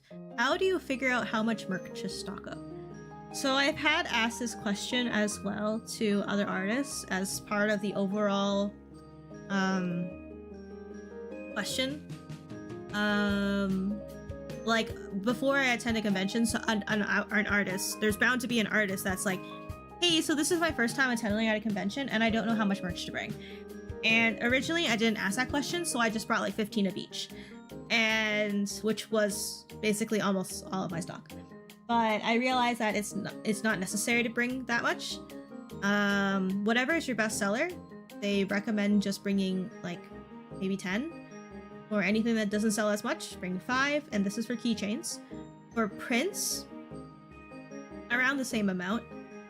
And they have huge ears. Yes. I try to scale it down. The smaller ones, to smaller ears. Yeah, but they have huge ears. And I think the consensus is not popular items bring 5, popular items bring 10. If you can bag your items like in like Ziplocs of 5s, probably would help. If it's prints, probably like 15 to 20 maybe, if they're popular. And then 10 to 15 for the ones that are not as popular. You don't have to restock at every convention because you don't know what the crowd is like. It could be that you're at a convention. It could be that you're tabling at a convention and the convention is like relatively new and like it might not draw as much crowds. I don't know.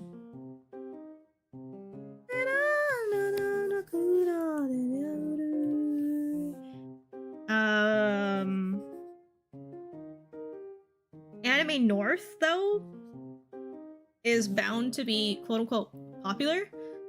And so people recommend just bringing like 10 to 15 of your merch. Now, if you are... The other thing is, if you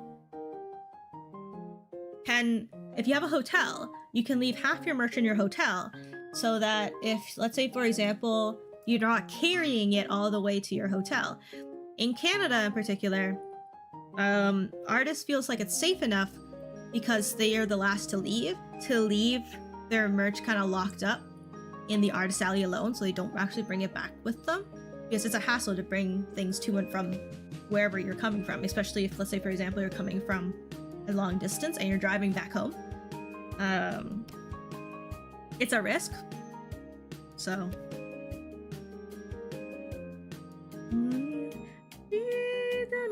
for Anime North, I probably will. For Anime North, though, I am probably going to be stocking up a little bit. Like, the thing is, none of my merch have actually really, like, quote unquote sold out. Like, for me to restock like 10 of them, I probably will restock like a large mass of them. Like, whenever I make orders, I order anywhere between the minimum 6 to 10 to 15, whatever is the minimum that I have to order. Whatever the minimum order quantity is, I will probably order that. And then after, if I notice that it's selling, then I'll order more. Then I'll order 10. I don't order all in one go because I'm not gonna have an abundance of it. So let's say, for example, there is one merch that I have. It's like a squishy kind of bread. When I ordered it, I had to order 25. That was 25? I think it was 25. That was the minimum order quantity. I've sold less than 10. I have another 15 just sitting there, and it's been nearly a year and a half. almost 2 years. So I'm not going to restock on it again. But let's say, for example, my Gundam Seed Shakers, which I am going to be restocking on, my Kigali and Atherin one, there's only 3 left. My Kira and Lacus, I have 6 left. So I'm gonna, and because I know Anime North is a big con, I'm just gonna try to see if it will do well. I'm not gonna order 20, but I've ordered 10 for the Kigali one, and I've ordered like 6 for the Lacus and Kira one, so that both of them will each make up 12. If I sell out all 12 for both sets, that's great. I don't have leftovers, and that's like ideally what I'm trying to do. I want to make sure that I clear out my stock instead of over expecting that I'm going to sell a lot and then come out of it with a lot of excess. So your new rule for yourself is save a bit of money, is that it has to be Arknights. Now, Tyler, here's the problem. You say it has to be Arknights, but Arknights, I have a feeling, will have a lot more merch this year compared to previous years. Because of Enfield. Yeah, Anime North will have a lot. Anime North itself has so many artists, but local con maybe, yeah. That's good. Oh, that's good. Yeah, do what you can to save.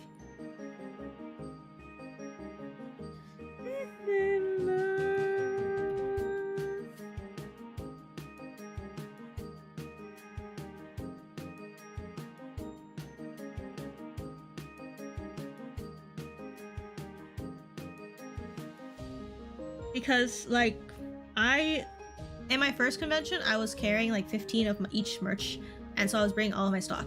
And now I've just put them in packs of like 5, because I don't mind just bringing like 5. Like for like conventions, like let's say for example last year Anime Revo Toronto, I brought 5 each. Because I was like, it's much easier for me to carry it around to the convention. I don't need a super large suitcase. I can make it smaller, especially if, let's say for example, I'm like traveling, I'm commuting to the venue.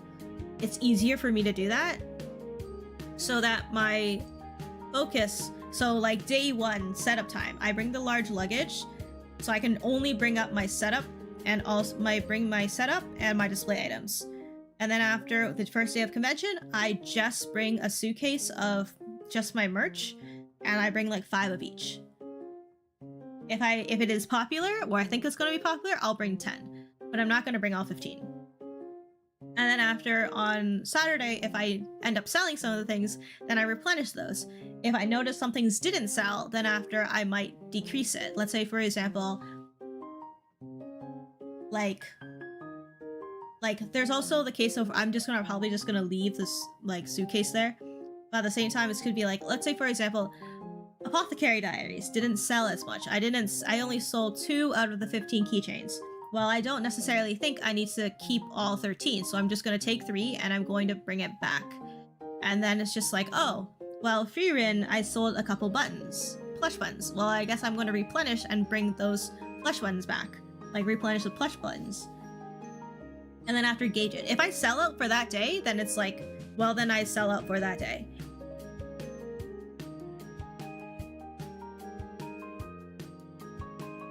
People can still buy from my online shop, or if they're coming back the next day, I can just bring in a restock for the next day, for the 3rd day.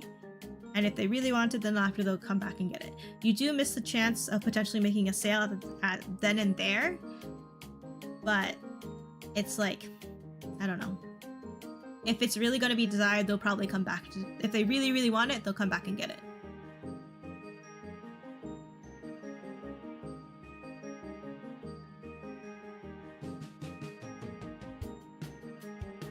Interesting. How long does it take you to sub your table? About 2 to 3 hours.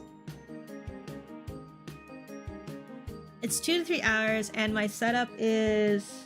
hold on. I actually have a thing for this.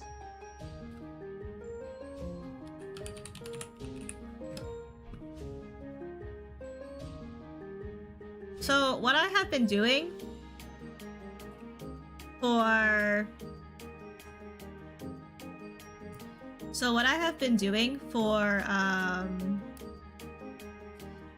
my table conventions is that I've tried to use Tinkercad, which is the basic 3D modeling software, to set up my table. And so how it works is like, here's a screenshot.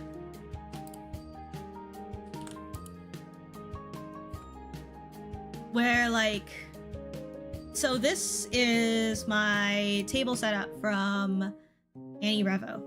So I set it so that this is 6 feet. This empty space is my table partners. And then, hello Nerdon, welcome to the stream. And then this is considered my setup. So each one of these is 1 6-inch panel.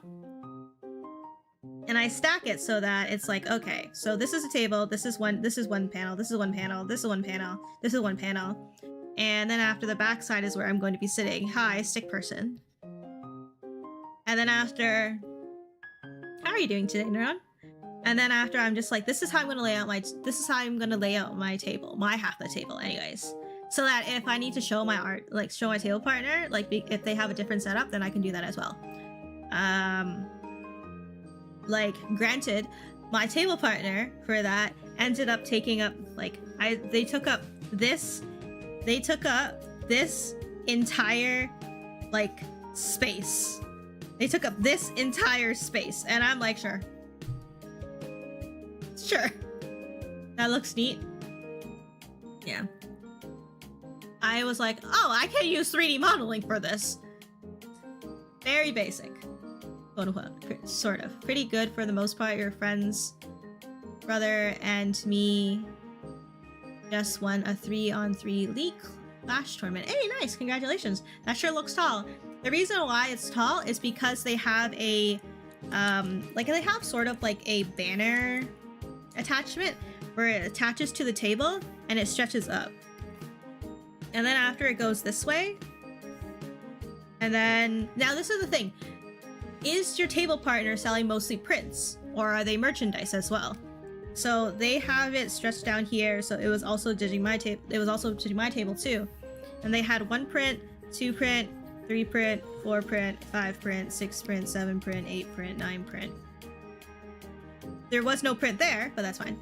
So they had a print here, and then after they had their own smaller, like, plushies and such here and here.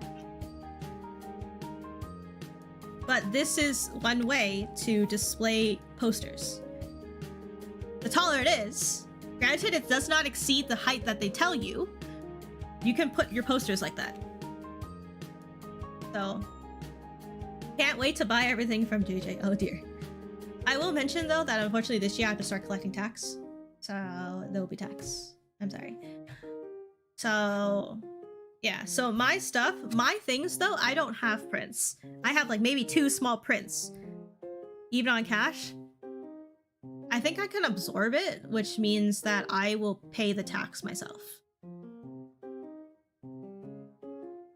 So I have like tiny prints, but everything else, like I have labels, like this is keychain 1, this is keychain 2, this is special keychains. I'm gonna hang tote bags over here, and so these are gonna be tote bags. This is going to be keychain, this is going to be keychain, this is going to be stationaries. All of these are stickers. This is also stickers too. Yes, tax. Yes, tax. So this is how I'm using Tinkercad. Don't you have an old pic? Yeah. But first, let me show you another one. Let me show you another one.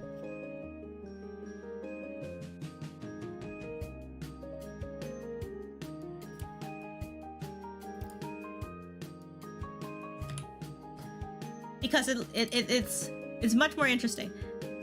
So this one,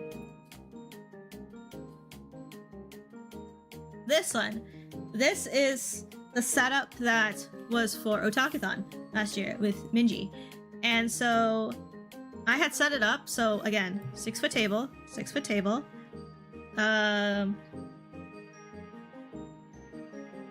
Anything that's on this side? Yeah, Minji. Anything on... So, I asked for... It's color-coded, yes. So all of this red, they're all prints. Anything that's in here is mine. Anything over here is all Minji's. And then I even laid out, like, because I asked how, like, what the dimensions of some of her displays is, so I know that it will fit within the size difference. So, like, oh, this is where my sticker is, this is where my sticker is, this is where we're gonna put business cards, this is where she's gonna put her things. This is a unique kind of display that they have for their merch. They have space here, they have space here. There's a small window right here we'll be able to look through. So, I thought you were tabling with Hitsu last year. Do you mean 2 years ago? No, this is... So, I tabled with Hitsu at Annie Toronto. I tabled with Minji at Otakuthon last year. 2 different conventions. One was in August and one was in November. And so that was the layout. That's the layout of what it was planned to look like. And so...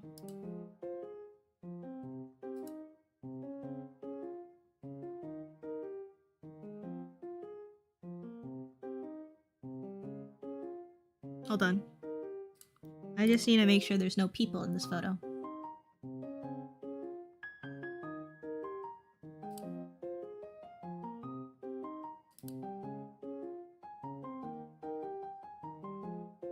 Yeah, there's no people in this photo. Perfect. Okay, so this is what the actuality of it turned out to be. Drawing? Actual reality. Actual in person. And this is a photo that I have to send to like my applications for tabling conventions, because I'll be like, oh yeah, I want a table and this is what my setup's gonna look like. Which is why I have it boxed like this. That is my side. That is my side. Everything else is not my side. So this is how much merch I have. So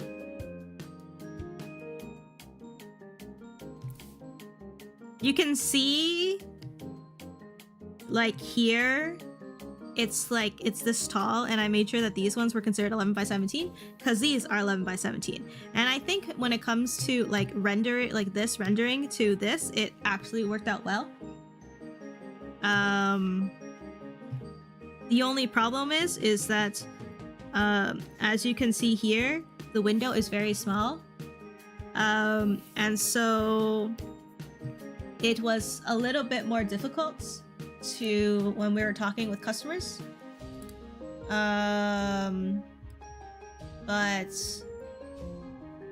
I think what ended up happening was we ended up expanding it by one other column. Dang, that's a lot of merch, yes. We ended up expanding it, so instead of having this square, we had 2 squares. We just had to move, because you can see like this section right here, there's a little bit of empty space, and there's a little bit of empty space here. It's enough empty space that we can actually fit something. So yes, granted, yes. But anyways, this side is my merch. This whole side is Minji's merch. But posters do sell. Like these 3 posters right here. These 3 posters right here were definitely did very good, like Minji sold a lot of those posters. Let's see.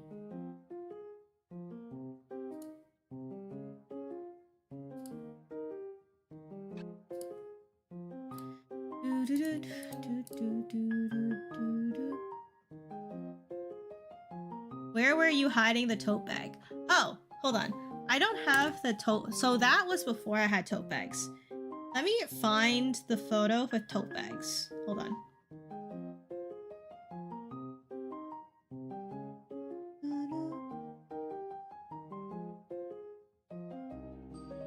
Uma and VTubers, yes. Uma and VTubers, yes.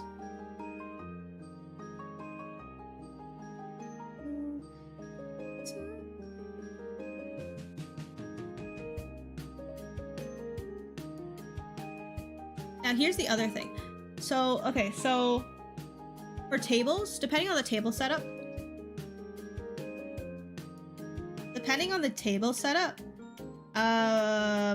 sometimes you might not get like breathing room between you and the table next to you. They might just be like next to each other. To which in that case, you're just like, well, I have to walk all the way to the far end in order to get out. Hara Urara, what a champion of all people, yes. So, okay. And then, okay, so this setup here, this was for... So, okay, so you know how I said for this one here, this is the setup for Anime Toronto with the artist with a very long pole, right? This is what it turned out to be. Hold on. Ah, such a big photo! Oops.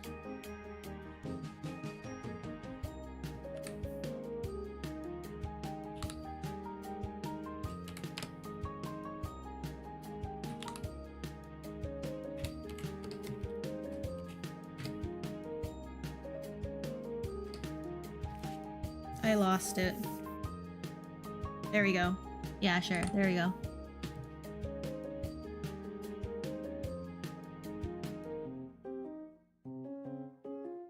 This ended up being the actual table. So, render, actuality. And as you can see, this actually did extend much taller than I was expecting. And so again, my table side is like right here. And they had a lot of prints, and so they took up this side. It was hilarious because I was sitting right below like Mint. Okay. No, sorry. Both Mint and the ghosty. But yeah, as you can see, the tote bags I ended up leaving here, which is not the best. Nimi, thank you. I posted those tote bags here, which is not necessarily the best. Honestly, if I could, I would probably have shifted it either. I would either try to put it like somewhere around here, so that people can see it, like when they stand in front of my table. But I did also put a tote bag on this side of the panel as well, because like there is an empty space in between both sides that I could walk out of. So that's interesting. Your table partner is usually someone who does prints, and it works space-wise. Yes. I invited this artist to table with me. I got the table, but I invited this artist to table with me because one, I also wanted to buy their merch very much. It's been a couple years since they've tabled at a convention I go to, so I wanted to buy their merch. Yeah.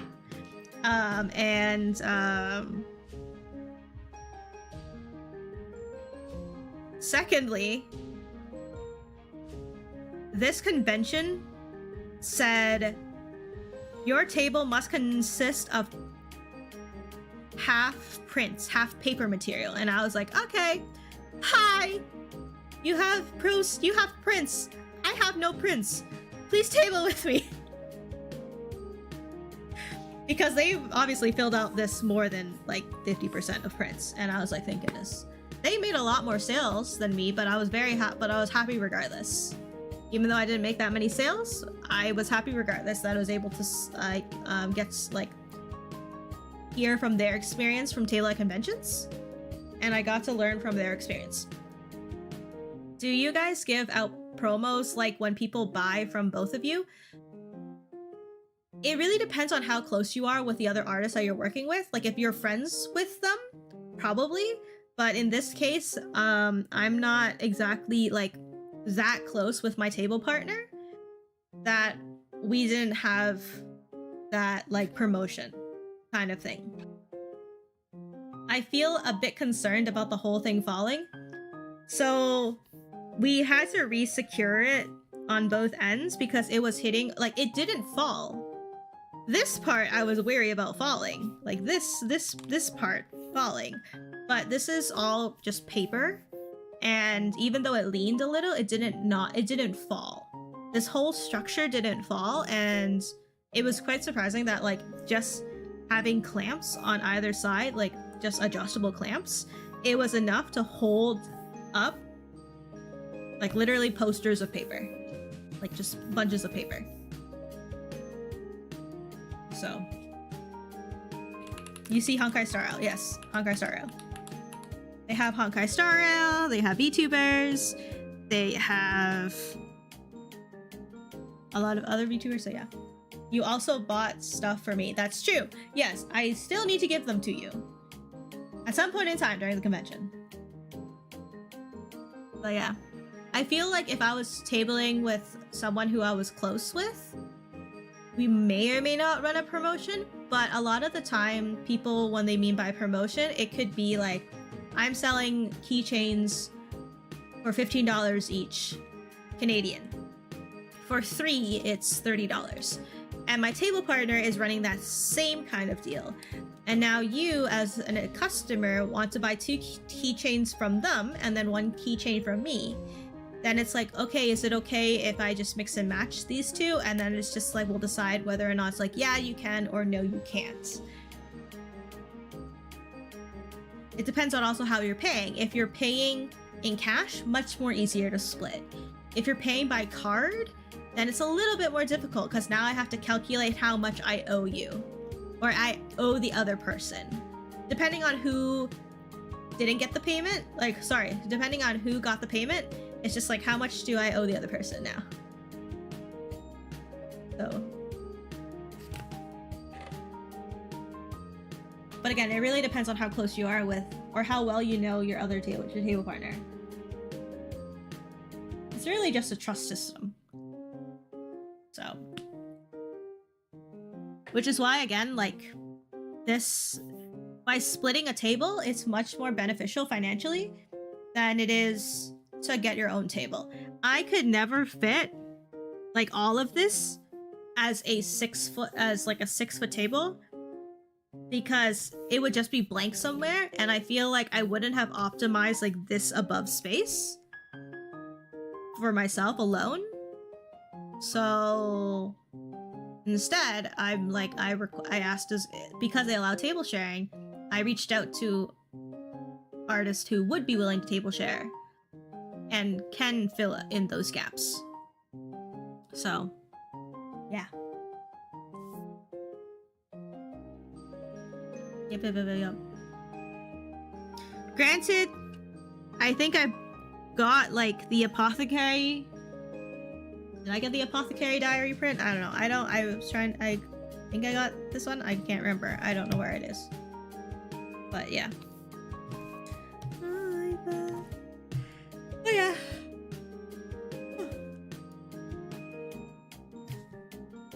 Because like another thing for like those giant banners is like those giant like poles.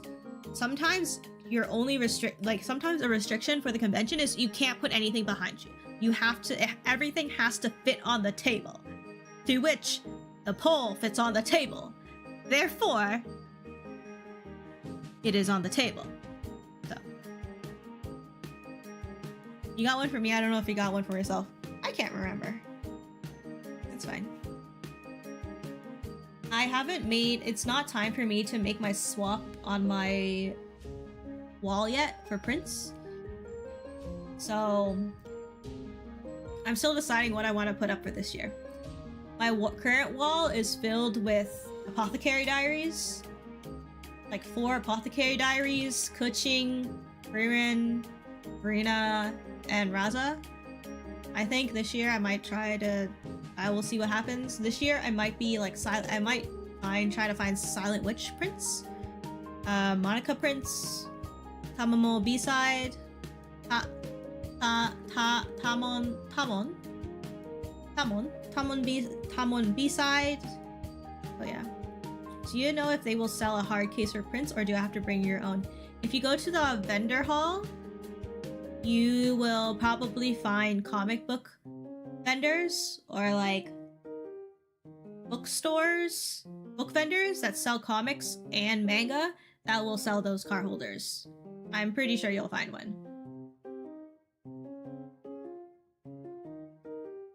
It's cool to learn more about the art community. Yes, there's a lot of you have one but it's floppy? Yeah. It's a different experience, definitely, when you're on the other side of the table. When you're in the front side of the table, like as a customer, just kind of browsing around, it's just like everything is cool, everything is like all prepared and such, but there's more to it from behind the scenes. There's a lot to it from behind the scenes, and it's just like ha ha ha ha ha. So yeah, I haven't really done the Tinkercad yet for Anime North, but I think I should because I am tabling with someone who I am acquainted, close friends with. And I remember how their table setup was last year.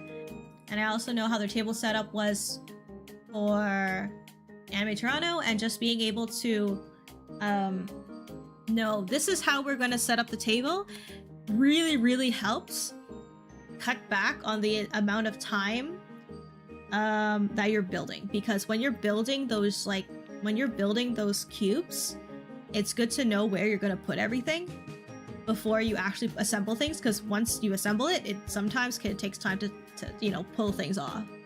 So you hope one day I can confidently do tabling too. It is like if you can always try tabling at like a local conventions to get as a start. I think there's I've seen also websites here and there of like groups that sell like Artist Alley kits as well. I wouldn't necessarily jump right into that, because I think a lot of artists, they just buy those cube organizers, like they're panels, they're just like plastic panels, but they fit together into a cube. And so instead of people putting them in a cube, they put them together as like a wall, and then you can just kind of stick your posters on there. And one way is if you have multiple posters and they're going to be flowing down like a waterfall, just tape them on the back, one after the other, and then after it will be, you just tape one from the very top, if you have like a pole, or like to the edge, and then after it will carry everything else. So, organization. No. Wait. But yeah. So again, so the thing is, I've only been tabling for a year. I started tabling last year. I tabled 4 times last year. 4 times? I tabled 4 times last year. I don't know if I'm going to be tabling that much. I don't know how many times I'll be tabling this year, because I'm trying to get into more smaller art markets.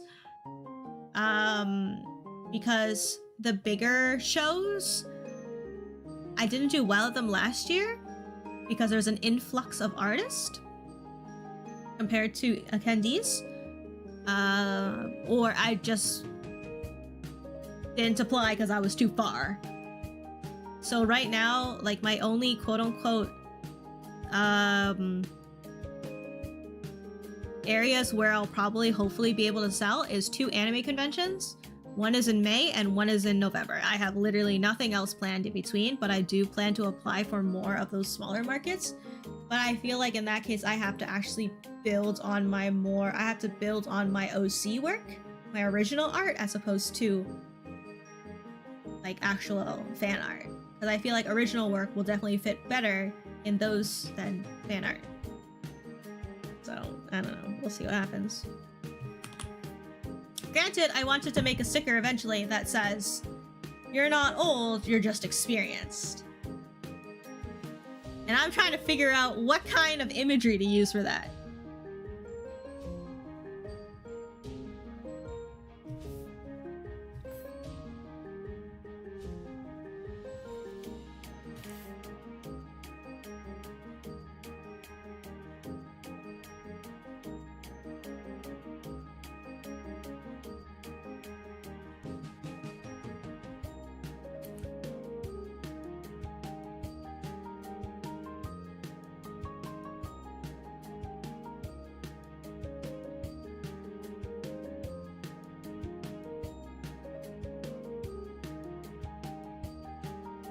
Let me think of one.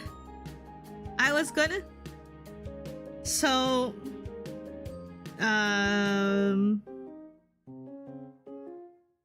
I was gonna do like a progress bar, like a level up bar.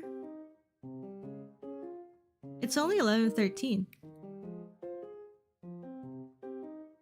I was gonna do maybe like a sword at the very end.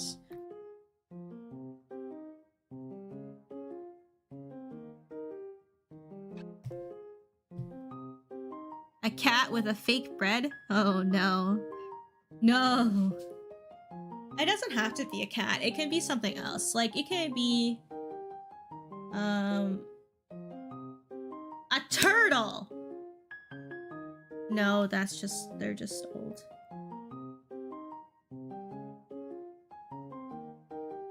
A progress bar?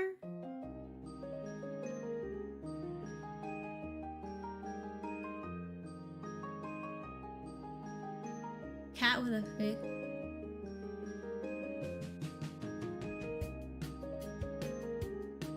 But anyways, this is hopefully a future sticker I make. Yes, yes. Yes, yes, yes. You redeemed the exercise.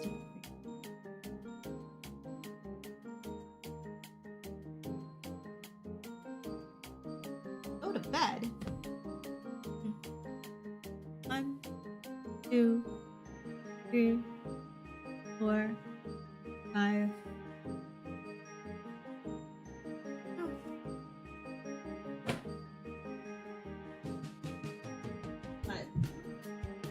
I'll need to think of something for this. Somehow. I'll think of something. Totally. Big owl and little owl. Oh, I could.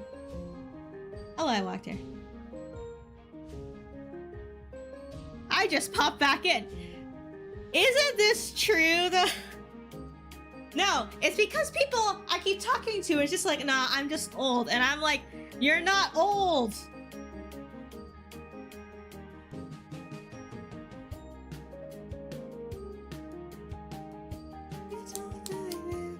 You're not old. And I was like, how else do I describe that they're not old? Let's see.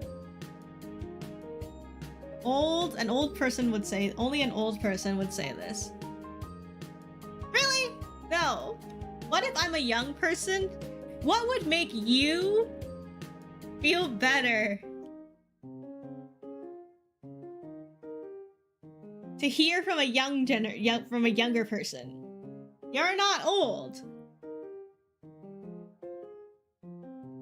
Just experienced. What else is there? You're not old, just wiser.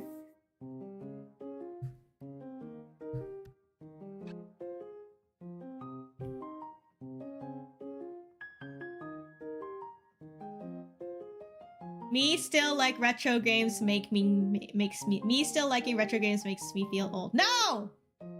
You're not old. Guys, you're not old. No one is too old.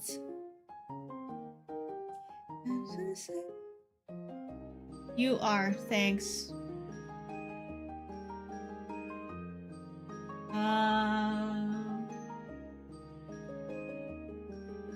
You're not old. You're just experienced. You're just wiser. You have just seen more of the world.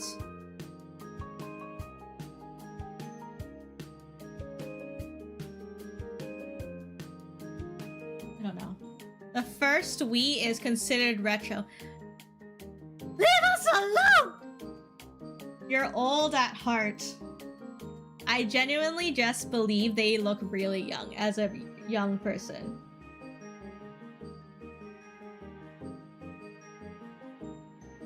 Old at heart.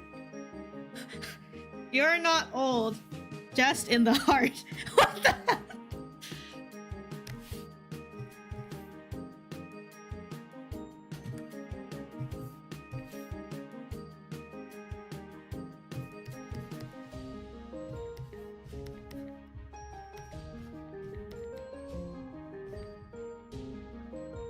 Is this better?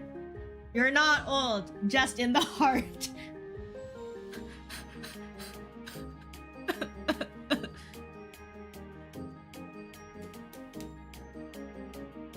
And you're not old, you're just old-fashioned. Oh my god, no.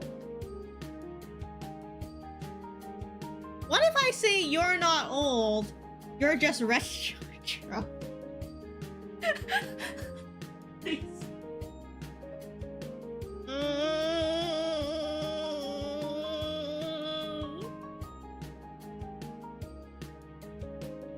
You're not old. You're just retro. Just agree with them. Yes, you are. Ay, ay, ay.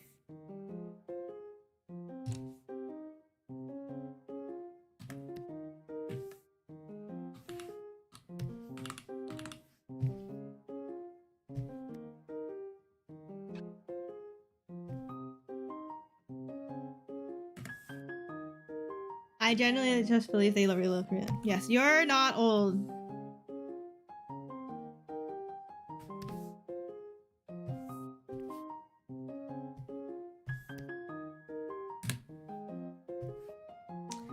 You're not old, just old.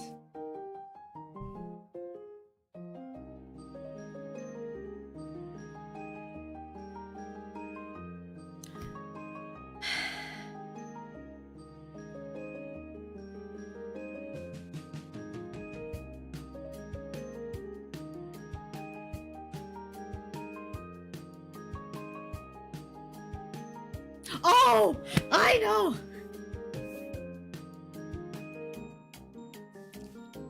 There we go. Brother said, just say you're not old. Crisis averted. I got it, I got it, I got it, I got it, I got it. You just gold. Gold. There we go, I like it.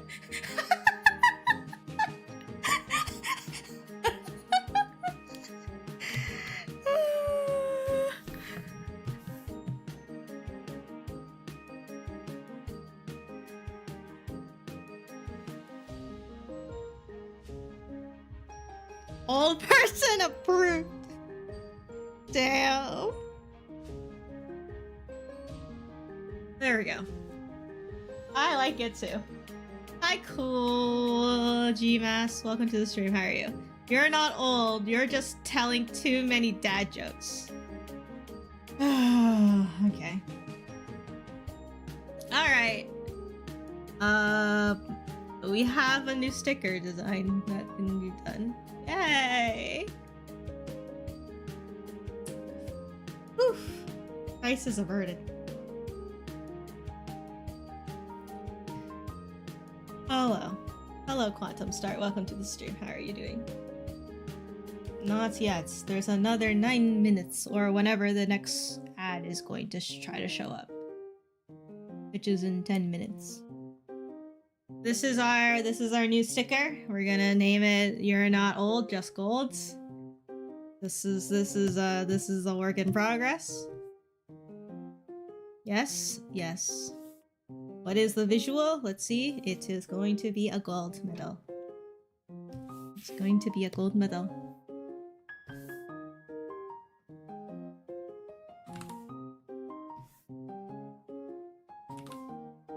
Oh my god, Ranger. Hi, Ranger. Thank you for sub for the last 43 months. How are you doing today? Welcome, welcome.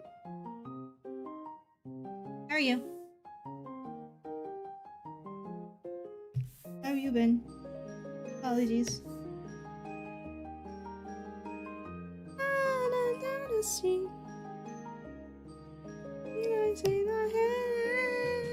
I'm doing well, just had a workout and took a shower. How are you? So far, so good. We were trying to figure out what to do with this, but I think we have come up with an idea.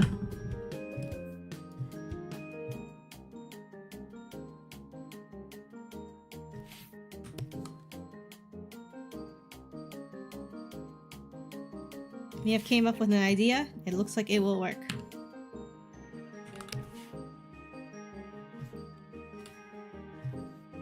I see, making a badger emote? Nope, we just want to make a new sticker. This is an idea that I had, like, before I started to stream. I was like, I want to make a sticker that's to tell people they're not old. But how? So...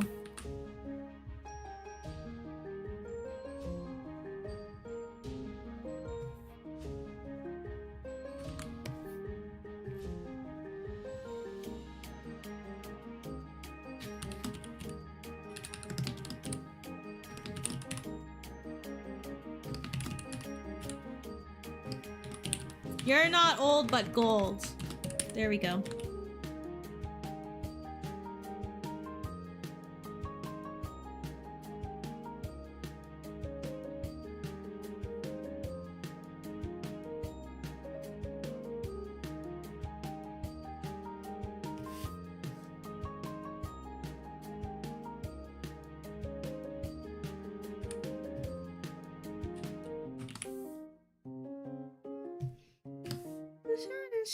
Stay gold.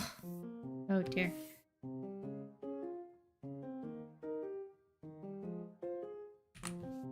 You're not old, but gold.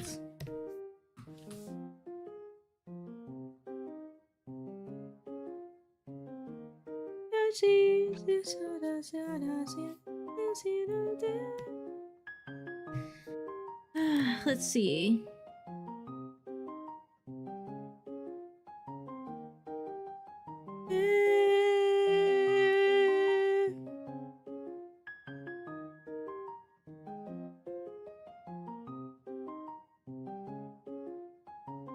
That font is too perfect. Okay, we go with this one. I was like, this seems to work. So we'll stick with this one. I just saw it and I was like, oh, this I think is a default font, but it's okay. It works. No, we're not going for a rhyming convention today. I think.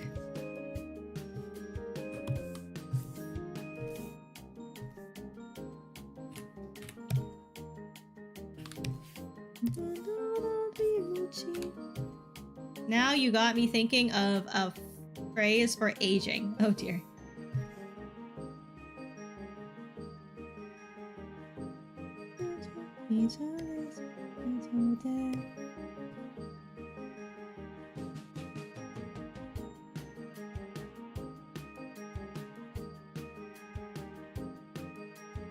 Now I need to save this.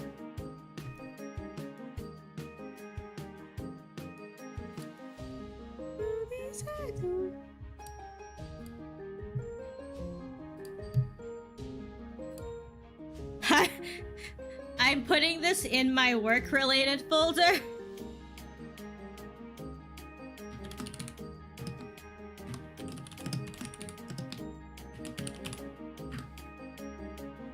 Because, yes.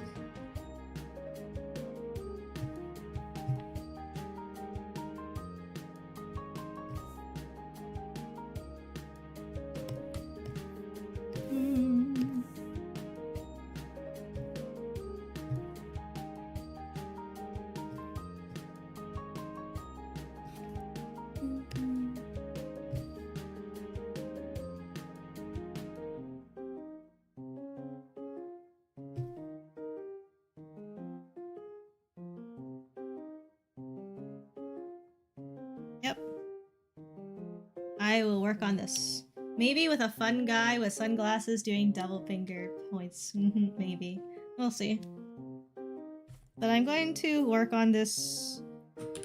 I think I'll work on this next time I do art, which would be the Tuesday. I think I'm streaming on Tuesday. But I'll figure out the texturing for it. So that I can add some texture to the metal part. But anyways, that is actually where I am. That is actually where I'm going to be ending for today. There's about 4 minutes before my next ad, and I'm not going to be streaming longer. So what I'm going to do is, this is where I'm going to end. Is there anyone on the Twitch side that I can raid today? Alright, yes. Well, thank you again, everyone, for dropping on the stream today. Whether you came beginning, middle, or end, thank you for taking the time today to watch my stream today. It's very much appreciated. Remember to stay safe, stay healthy, stay hydrated. Remember to eat, sleep, drink, do what you have because your happiness is important in addition to your health. I hope you have a wonderful night. If you want to stick around for more art, we're going to go and raid someone who's currently drawing Arknight stickers. And then I'm going to ask them random questions because I also am interested in buying their stickers. But if you want to stick around, more than welcome to. If not, that's gonna be fine. Not gonna lie, that font feels old. That's why it's perfect. But if you want to stick around, by all means. If not, have a wonderful week. If I don't see you on Tuesday. But yeah, take care. Thank you again for watching, whether you came on the Twitch side or the YouTube side. We'll see you another day, and we'll see you and have a good night. Bye-bye for now. Thank you for watching. Bye.